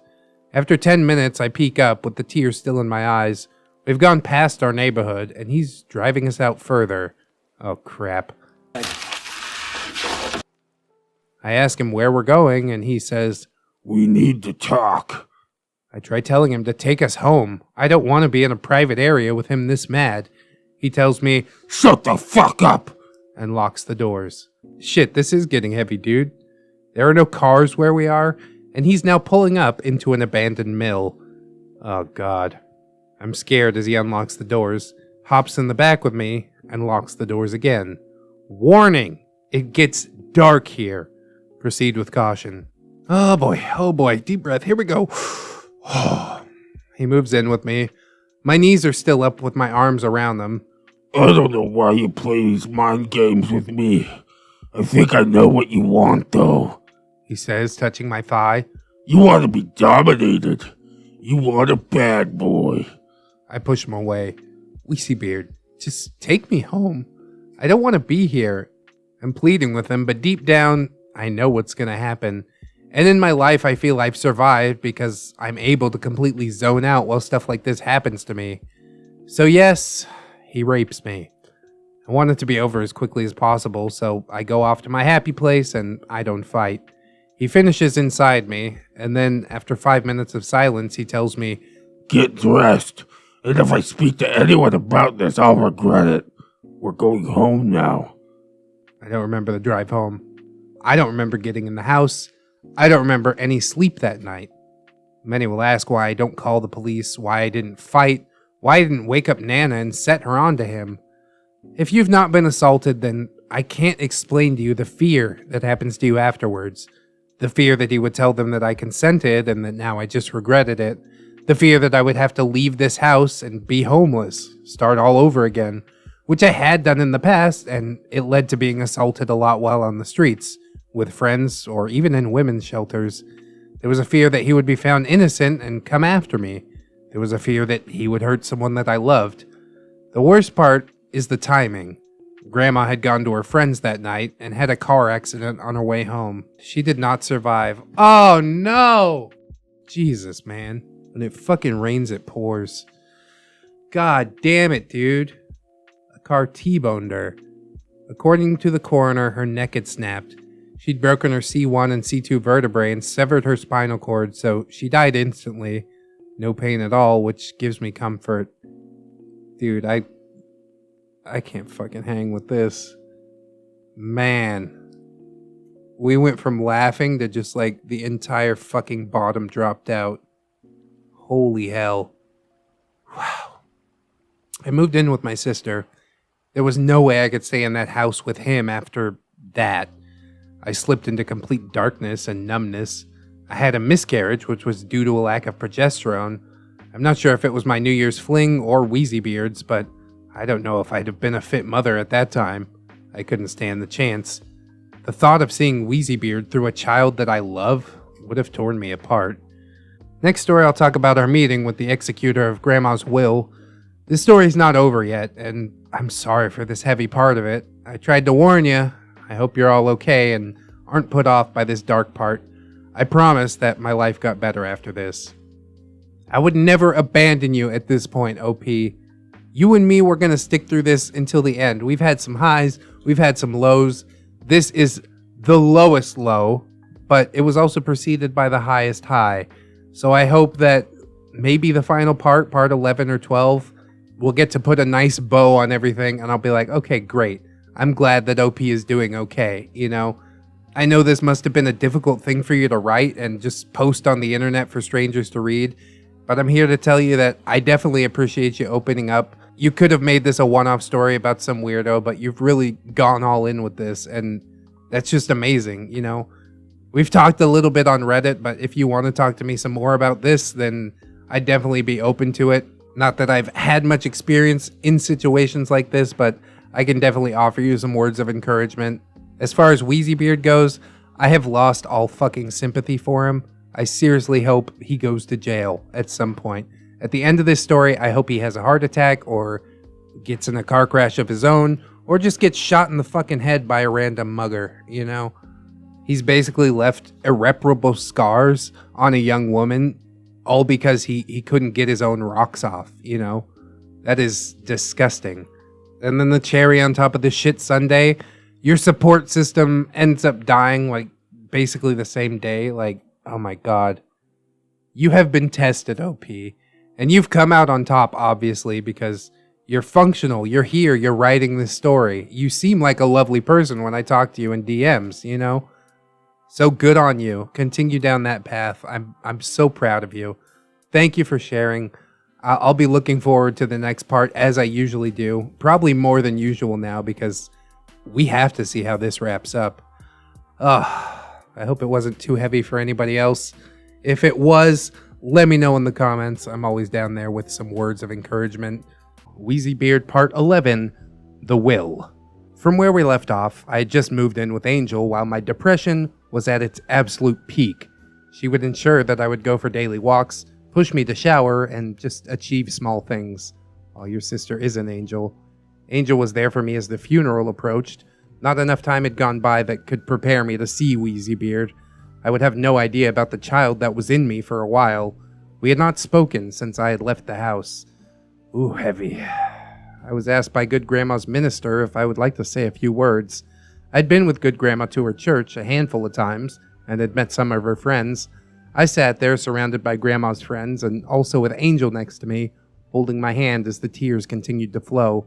As expected, in walked Wheezybeard with Scum. Wheezybeard looked bored, and did not dress to the occasion, and had only put on a dirty black Punisher shirt with his regular cargo pants and New Balance shoes. Better than Crocs, I guess. Scum, on the other hand, was bawling her eyes out, complete black with a black veil and gloves. Many in the church gave their heartfelt apologies, but Scum waved them off, saying, They had no idea about the suffering that she was going through. Many told her that Grandma would not want her to be upset for her, that she was with God now. Scum scoffed and told them, They had no right to tell her what they thought Grandma would want for her daughter, because there is no God. If there was, he wouldn't have taken her away. She would then walk away from anyone who was expressing their condolences. She sat on a pew yelling, Please, leave me alone to grieve. Everyone just gave her space. As the minister led us through prayer and then in song, Scum could be heard wailing each word and could barely contain herself. She was asked if she wanted to go outside with someone for privacy at certain points to compose herself, but she said, I'm not going to be thrown out of my own mother's funeral. And would just continue to wail throughout the entire ceremony. I'm not one to mock a grieving daughter, but it was a little over theatrical. Just a little. I was chosen to speak first on Grandma's behalf. I addressed all those present, telling them what a selfless, loving woman that Grandma was, how she blessed the lives of all those around her, and what a massive effect she had had on my life. I finished by reading her favorite Bible verse and took my seat, barely able to contain the sobs. All Grandma's friends held my shoulders, telling me how much she would have loved that. Scum was up next. Oh boy. She was enraged that I got to go first, and was sure to let the congregation know that, as her only daughter, they could not imagine the great loss that Scum was suffering, how close they were, and how now she would be all alone in this world, with only the love of her son. She said she hoped Grandma would send her a man who could take care of them now that she was gone, and would watch over her from heaven. Then she broke down on the stage, screaming, Why? At the roof. Even at her mother's funeral, thinking only of herself. God, what a specimen. No one really wanted to go up and comfort her, as she'd pushed everyone away. Not even Wheezybeard, who left halfway through the service to play his game outside. Scum looked up and saw no one was coming, so she returned to her seat. After a few more words and songs, the congregation parted. There was a small RSL up the road, which from a quick Google search I have determined means Return Services League, mostly for like armed forces and stuff. But this is where they were holding Grandma's wake. Most people came to comfort me and thank me for my beautiful eulogy at the wake. Scum just sat at her table with Wheezybeard, who was on his DS. Scum went around crying on different men, wanting someone to hold me. A lot of men just gently turned her down, and one asked the bartender not to serve her any more alcohol. Good move. After an hour of mingling, I wanted to go home to finish mourning. Wheezybeard and Scum tried to come up to me to talk, but Angel told them to leave me alone. Ignoring and pushing past Angel, Wheezybeard told me, I was part of the will, and I was just playing all goody two-shoes so I could get some of the inheritance. That they were going to contest my share, and then I should stop trying to benefit off of his dead grandmother. Scum was there, backing him up, screaming that I was a bitch over the small crowd that blocked her out. I yelled back that she had only just come back because she burned all of her bridges back wherever she was. Angel had gone and gotten the minister, who took Wheezybeard aside and told him that he should not push his grief onto other people. The minister said that he knew Wheezybeard was hurting, but Grandma wouldn't want him to act this way. Wheezybeard started cursing at the minister. Classy. And as everyone tried to calm him down, Scum went in defending him and went to swing at the minister, but instead punched the minister's wife, and then attacked the security personnel as they were forcefully taken outside. God, I hate what a disaster this is. Like, why can't you just let your mother rest in peace? You have to make a show, make it all about yourself, even at her funeral. You'd think that something would click, something would change. But clearly that's not the case. They're only going to sink further into their own depravity. A few days later, I was sent a copy of Grandma's will. I was to get 1/4 of the sale price of Grandma's house. The solicitor tried contacting me with a plea deal that I would get everything in the house, forfeiting my share of the house sale. I said no because I had nowhere to store all of Grandma's belongings. They contested my right to the will, of course, but in the end, I won. Also, of course. Scum and Wheezybeard were infuriated. This was a few years back. I moved states with Angel and her husband and child. Last I heard, I posted this in the comments, Wheezybeard molested a 6-year-old, and the parents attacked him with a pipe, leading to him needing extensive surgery and prison time. I hope that he's still there. Yeah, baby, a little bit of street justice for that pig. Scum spent all of her money on gambling and drugs, some on renting a house and furniture, which she ended up selling due to low funds. She tried to get friends to hassle me for money, saying, I didn't deserve it, and what a wretched person I was for taking it. I deleted my social medias and created new ones. I now have my own house close to Angel. I do want a husband and child one day, but in the meantime, I'm just enjoying my life, back working in retail, and have my house paid off. I never would have gotten so far ahead in life if it hadn't been for Grandma, so I am forever grateful for my time with her. Thank you so much for everyone reading. I'm hoping to put out a few more stories, but for now, goodbye. Well, like I said, they did indeed sink further into their own depravity, and there's a good lesson there in that money does not change a person, it just magnifies who that person already was. So OP, good, strong, level-headed person, determined to make her life a success, and so she has. You paid off your house? That is amazing. Congratulations. I'm still looking to do that for myself, you know? So even from heaven, Grandma's looking down, making these blessings possible, and it is a good ending to the story. Scum and Wheezybeard obviously continue down their self-destructive path. I love the thought of Wheezybeard getting the shit beaten out of him with a pipe to the point that it requires reconstructive surgery and he goes to prison. Boy, even if his face is messed up, he's gonna find some boyfriends in there, I'll tell you what. Big fat boy like that, he's gonna have the whole cell block hanging on those doughy tits. As for Scum, nobody's hanging on those doughy tits. And I think that's fitting. You know, she pushed away everybody in her life. She wanted to be her own person, and now she is. Unfortunately, in trying to be her own person, she ended up pushing everybody away, and the life that she ended up building for herself is absolutely pathetic. Obviously, by some miracle, she does have friends, but I don't think that they'll be around for very long. Especially when Scum runs out of money, and they realize exactly what kind of person she is. Like I said in the previous part, I do kind of wish that Wheezybeard had just outright died, but there were some comments on the last video that pointed out that that would just be too easy. You know, I think he should have to live with what he's done, suffer, agonize, get tortured every single day, just wake up and dread his life. And I think that is a bit of poetic justice. I thanked you in the last video for sharing Bright Rice, but thank you once again. This series has been absolutely amazing. If you do put out those few more stories, holler at me. I've already told you this in Reddit DMs, but I would be honored to read absolutely anything that you write. And I'm sure that all 4,500 now of my friends would be absolutely ecstatic to see your name again. So just say the word. I am at your beck and call. Wheezybeard Part 12. Wheezybeard, the seduction expert. I'm back again. I know I finished the main story, but now I can talk about some of my encounters with Wheezybeard. A lot of people have seen how much of a prick he can be, but he had moments where I honestly hoped that he would change. A new character to our story is Selena, my ex-roommate. She was tall for a girl, looking especially tall whenever I was around her. All settled in with the house, we got it to an okay standard of clean, and I decided that I would invite Selena over for a sleepover. Oh, I'm sure Wheezybeard loved that. She was a great friend, and she'd been messaging me daily to see how I was, and to tell me that she missed me and our morning coffee and gossip. I tried to warn her about Wheezybeard, but she assured me that she was ready for whatever he could throw at her. Oh, famous last words. Wheezybeard, of course, did not disappoint.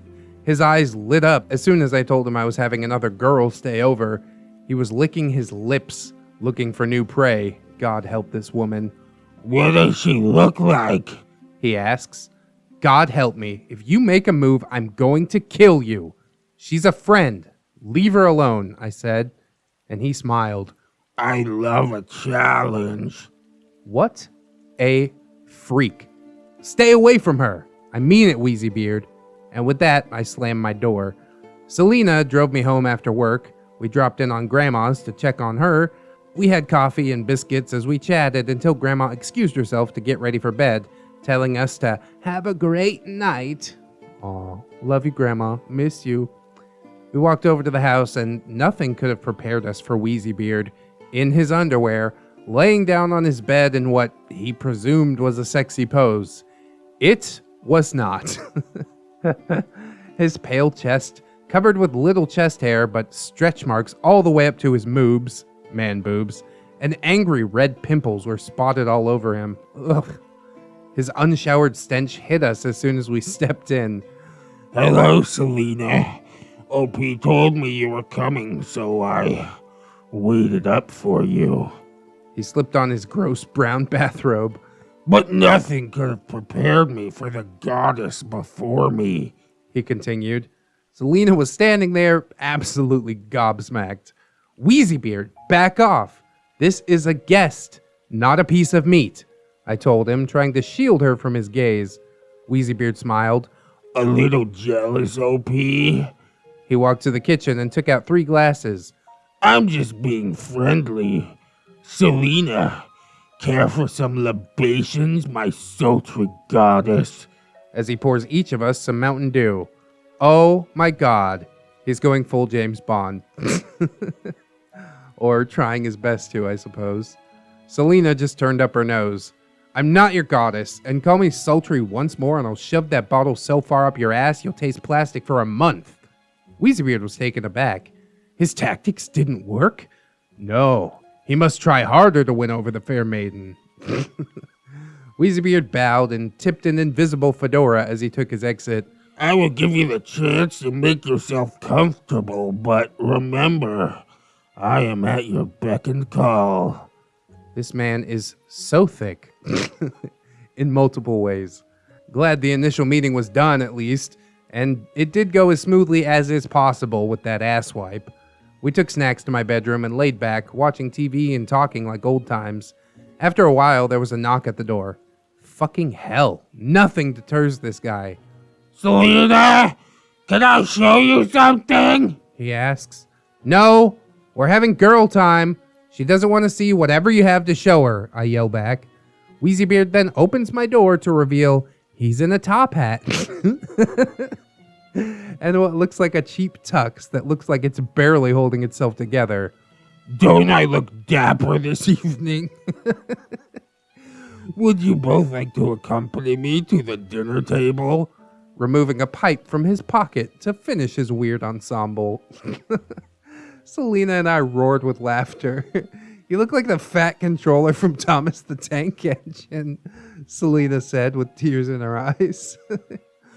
Bitches these days, you will soon see. As he slammed my bedroom door shut, he left us alone for the rest of the afternoon. We eventually went to bed. Oh, where's the cane? Where's the monocle? You gotta complete the outfit. I'm pulled from my sleep by a rough shake. OP, wake up! Selena points to Wheezybeard in the corner with a bleeding nose, clutching hair? This creep snuck in to cut some of Selena's hair out. Jesus Christ. Just wait, princess. You'll be mine soon enough. And he ran out of the room. I'm beyond furious at this point, and I went to his lounge and confronted him. Why are you being such a creep? I grabbed him by his greasy hair and threatened to cut him if he didn't tell me why he thought it was okay to come into my room to cut Selena's hair. Wheezybeard just started crying. I have a warlock friend. Jesus Christ. I have a warlock friend who was going to do a mate bond. She would have found me irresistible. He was officially talking crazy. You wanted to do some voodoo shit with my friend's hair? This is your problem, Wheezybeard. You don't have a grasp on reality. You have all these weird fantasies, and you don't understand why that creeps everyone out. Do yourself a favor and just act normal. Try to act normal. I put my hand out for my friend's hair. He handed it to me and turned to sob into his pillow. Probably the anime body pillow. I went back and apologized for Wheezybeard being so weird. I did feel bad for him because he genuinely did not know how to interact with people. Selena did not want to stay after that, obviously. In the next story, I meet Wheezybeard's friends, oh Jesus, who were just as delusional as he was and held a gathering. Thanks to everyone reading my stories and reaching out to me. You are all amazing people who I wish were around when this was happening. Well, I hope this didn't mean the end of yours and Selena's friendship. Like, you could have gone back over to the house you used to stay in and hung out with her there, away from this freaking creep. A warlock mate bonds. I've never heard of something so ridiculous. Usually neckbeards are like too euphoric to believe in anything that they can't see with their own eyes, but apparently not Wheezybeard, man. He's willing to try anything once, I guess. Oh, I have to wonder, OP, if your door had a lock at this time. Because if it didn't, then I would have highly suggested investing in one so shit like this didn't happen anymore. This story encapsulates the duality of neckbeards, you know? He walks around in a top hat and like a tuxedo, fat guy in a little coat, and everybody thinks it's hilarious. And then he creeps into your room in the middle of the night with scissors to fucking cut a girl's hair off, and it's like, oh god. This ride has spiraled out of control extremely quickly. Like, we know Wheezybeard is dangerous considering all that we've learned about him, but even this situation should have set off major alarm bells. Absolutely horrifying. As always, we definitely appreciate the stories, and we are going to jump into another one and meet all of Wheezybeard's probably horribly cringy friends right now. Wheezybeard Part 13. The party. Oh, lucky Part 13. Here we go. Hi, everyone. A quick little statement before my story. I can hear everyone asking, why do you keep putting up with Wheezybeard? Sometimes I ask myself the same question. I do think partially it's because of having the parents that I had. In a way, I learned that my needs were often second to theirs and thereby other people's needs. I would often help people to the point of my own detriment. My backbone is slowly forming, but it's a work in progress. Yeah, it's definitely easy to point fingers at OP, but unless you're in the actual situation, you don't really know how you would react to something like this. It's easy to read a Reddit post and be like, oh, I would have kicked his ass, but the proof is in the pudding. Anyways, people like Wheezybeard always knew how to make me pity him, and Grandma telling me that he did have a good side always made me want to ignore the red flags and just hope that he would change for the better. I gave him a lot of feedback when he did the wrong things. I'm sorry about this explanation, but I felt the need to justify why I didn't give up or find new living arrangements or even just go to the police. I always felt that he just didn't know any better, and I didn't want to damage his life in any way. OP is just too pure for this world, I'm telling you. Anyways, on to my story. One night after arriving home from a 12-hour shift, I saw Wheezybeard was waiting for me. Wheezybeard showed me a text he got from some friends inviting him To a party. and Wheezybeard asked in the text if he could bring a friend as well. He asked if I'd be interested in going with him. I had the next 2 days off, so I thought, yeah, I could use a party. All I did was work, eat, and sleep. He told me It was $20 entry for alcohol and pizza. I thought that was reasonable. It was on a Wednesday night. Great night for a party. With Wheezybeard driving, we got there at about 9 p.m. We arrived in a nice little cul-de-sac, and it was so quiet you could literally hear crickets. It was still early-ish, maybe they were still setting up? Oh, how naive I was. We got to the front door, and a man wearing a wizard hat and a cape. A wizard hat and a cape answered the door. He was almost as big as Wheezybeard, but he had a proper neckbeard with quite a severe overbite. I felt bad for this poor guy. His teeth weren't looked after, and he couldn't properly hide them behind his lips. I began to rethink this party, but I wasn't going to waste time moping in Wheezybeard's car. This wizard mentioned for the money. We entered, and before me there were at least 10 guys hunched over different tables playing card games. How was this a party? Oh god, they all turned as the wizard called out, Wheezybeard is here, and he has a girlfriend. I am horrified as each of them stared at me. Wheezybeard smiled and escorted me over to introduce me to each of them. None of them spoke to me directly. I had invaded their lair, and they had not prepared themselves for female interaction apparently. All of their questions were aimed at Wheezybeard to answer as if I couldn't speak for myself. Like, What does she do for work? Does she live with you? those sorts of questions. I sat on a futon for an hour and a half as Wheezybeard walked around, versing each person. A few guys would come and sit next to me for a minute or two before going back to a card game. It was really weird, and I was getting hangry. The wizard soon came. The wizard. I love how we just call him the wizard. The wizard soon came and sat down with me. I decided to ask the wizard where the food and beverages were. He told me, There was some food and drinks in the kitchen. I awkwardly decided to help myself and at least have some nourishment while I watched these men battle it out with figurines and cards.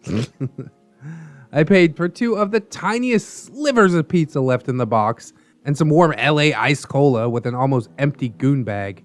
Walking back into the battlegrounds, I noticed everyone's eyes on me. Wheezybeard told me that He had organized a match for me to play. I didn't know how to really play, so he quickly went over the rules. I was playing Yu-Gi-Oh!, which I sort of remembered watching growing up. Hopefully I got sent to the Shadow Realm quickly. I was given a dragon deck that wasn't very powerful, and I went up against an Archangel deck. I don't know how to special summon. No one wanted to help me, so I got slaughtered at once. Wheezybeard suggested that We play strip poker, except with Yu-Gi-Oh! mind you, I am the only girl in this house, so it was a hard pass from me. You guys can play with each other, literally. I don't know how to play, so I'm not going to be stripping down. Thank you for inviting me, but Wheezybeard, I'd like to go home now, please, I asked. Wheezybeard and his friends were trying to convince me They could help me play if I agreed to play strip Yu-Gi-Oh!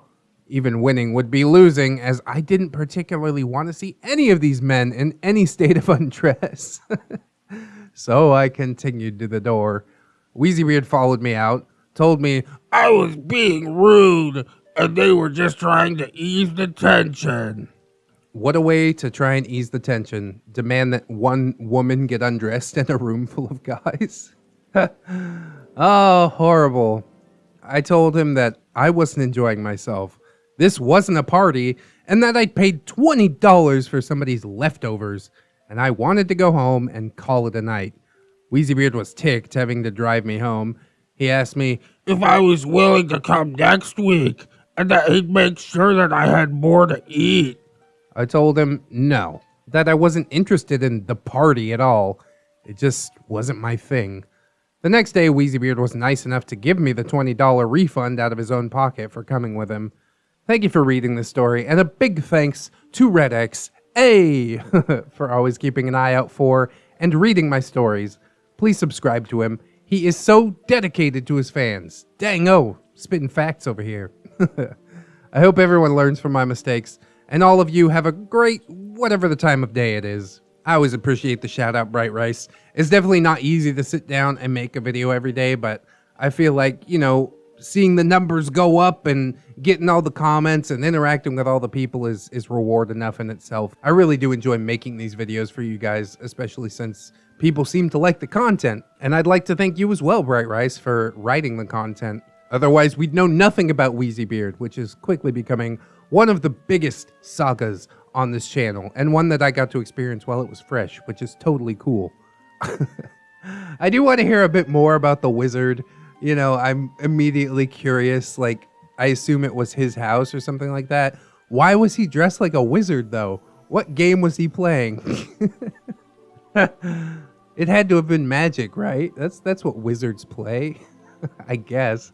I definitely think that Wheezybeard sort of misled you purposely by saying it was a party, because it's obviously not a party, unless it's a D&D, like, adventuring party or something like that. If he said a gathering, a small gathering of friends where we all sit around and play nerd games together, I don't think OP would have gone.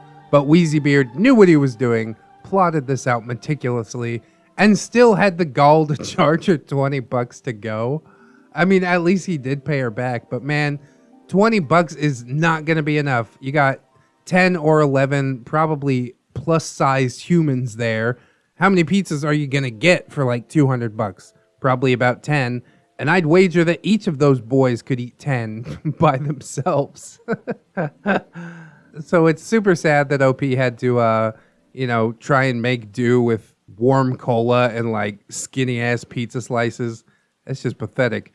But I'm proud of you, OP, for standing up and saying, I don't want to be here anymore. This is lame as hell. And also creepy as hell. Because as we've seen from the Ramtide stories, anytime a woman gets involved with nerd activities, the whole dynamic of the room shifts, you know? Everybody's out there to just Prove themselves as an alpha male. And how do they do that? By giving you a pre-built Yu-Gi-Oh deck and letting someone like beat you into the ground with it? Woohoo! You didn't even explain to her how to play. How is this like at all fair? If everything was put on an even playing field, I have no doubt that OP would have been strategic enough to win. But that's exactly what they were afraid of, wasn't it? So I'm definitely glad that you showed some backbone in this story in particular. You know, asking to go home, saying that you didn't want to go back. The only other place that you could have corrected people is, you know, saying, I'm not Wheezybeard's girlfriend. Please don't get it twisted. But then you might have exposed yourself to a bunch of gentlemen maladying you all night long, which could have made things worse. So probably a smart play there as well. Anyways, we got one more story to get into, and then I'm going to get out of here.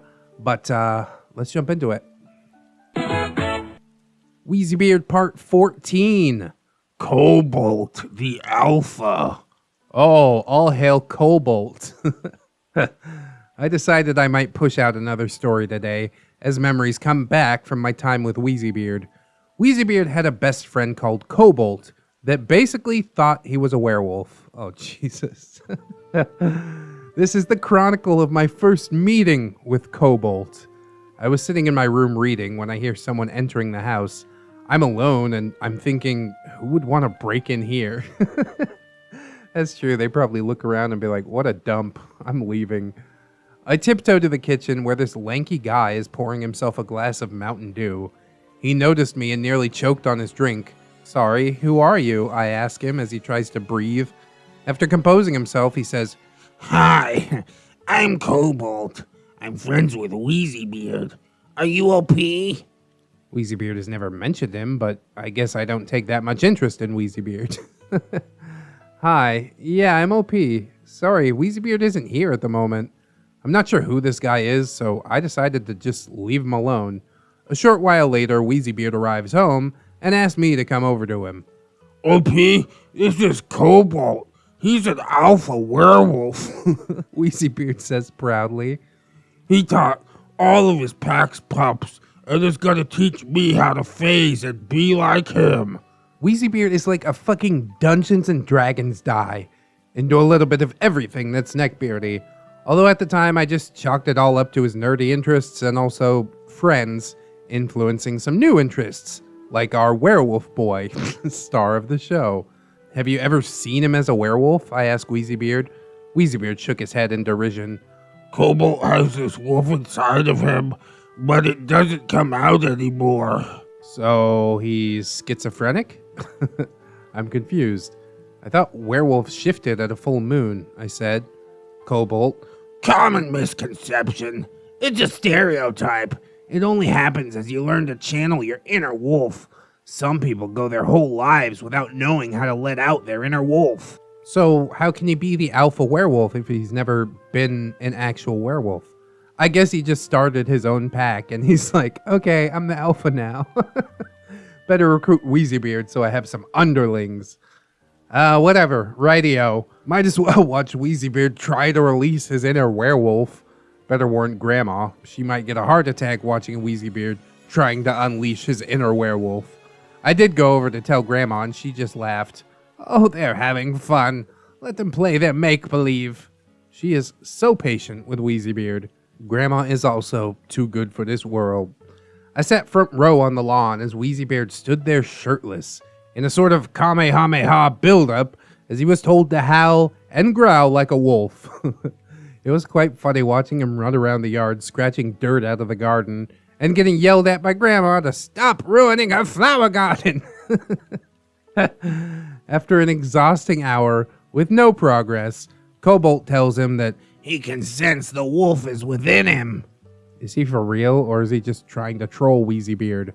Feeling bad for Wheezybeard, who is now starting to question whether Cobalt is really a werewolf, I have an idea.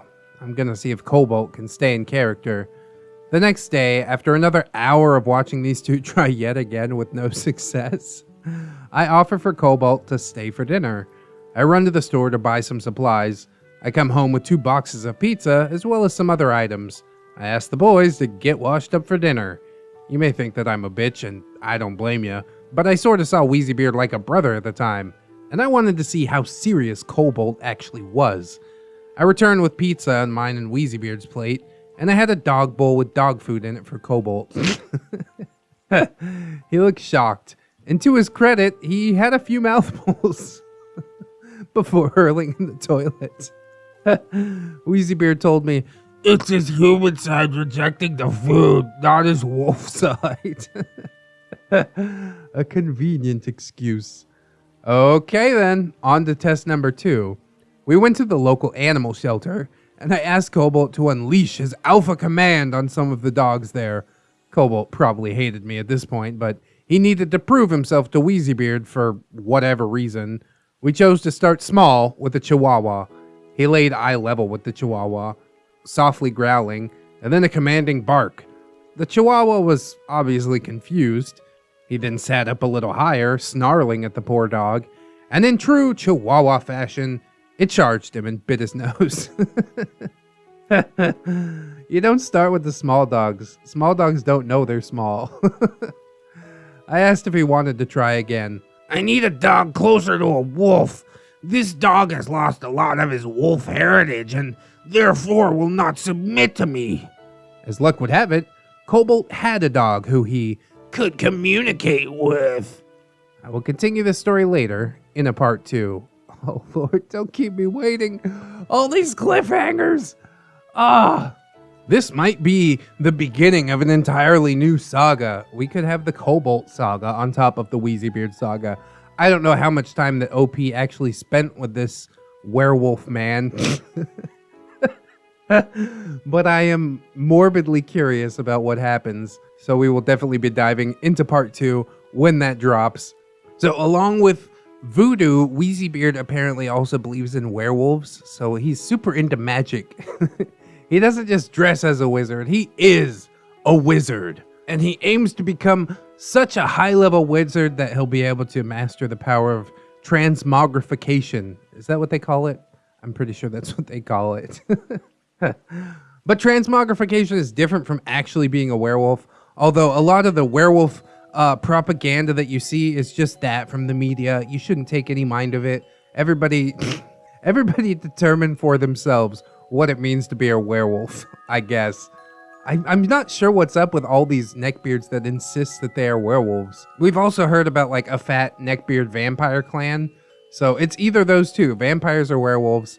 And I'm sure every neckbeard out there will claim to hate Twilight, but you're playing it out right before my eyes. It's hilarious. I want to see a neckbeard who swears he's a zombie, or a ghost, or an elf, or a kappa, or a kenku, or one of those other D&D races. Now that would be interesting. Werewolves, bruh, it's overdone. It's played out. Pick something new. Anyways, I'm super glad to have these Wheezybeard sagas on the record. I'm so glad that Bright Rice has decided to continue writing, because I was so sad when it was over before. But it ain't over till it's over, baby. And if you did enjoy this episode as well, I hope that you will like, comment, and or subscribe. Check out the link swarm in the description. There are some links there that weren't plugged on the splash card at the beginning of the video, so you should check it out. I would also like to thank my gorgeous, wonderful, beautiful, generous patrons. Oh yes, we've got a couple more coming through today. You can see some names on the screen, but in particular, I'd like to thank Lady Nix, Robert Waits, Pope Squid, Rebecca H, Cider Drinker, Tato Fair, The Lash Shinobi, Mark Dixon, Michael Undead, Aaron W, Mitch, John Hero, and Josh K. Thank you guys so much for supporting. If anybody else can support monetarily, obviously that's massively appreciated. But if you can't, don't sweat it too much. I just appreciate you coming on through and hanging out with me today. And I definitely hope that you come on through and hang out with me again tomorrow, because we're doing this thing daily. In order to do so, you'll need to keep yourself safe out there. So definitely wash your hands. It's one of the most important things that you can do. And take some time out to do something that you enjoy today. Something just for yourself. Maybe that's watching ReddX videos. Maybe you want to watch another one. I would highly encourage that. Anyways, thank you once again for watching, friends. I will see you in the next one. And until then, bye-bye.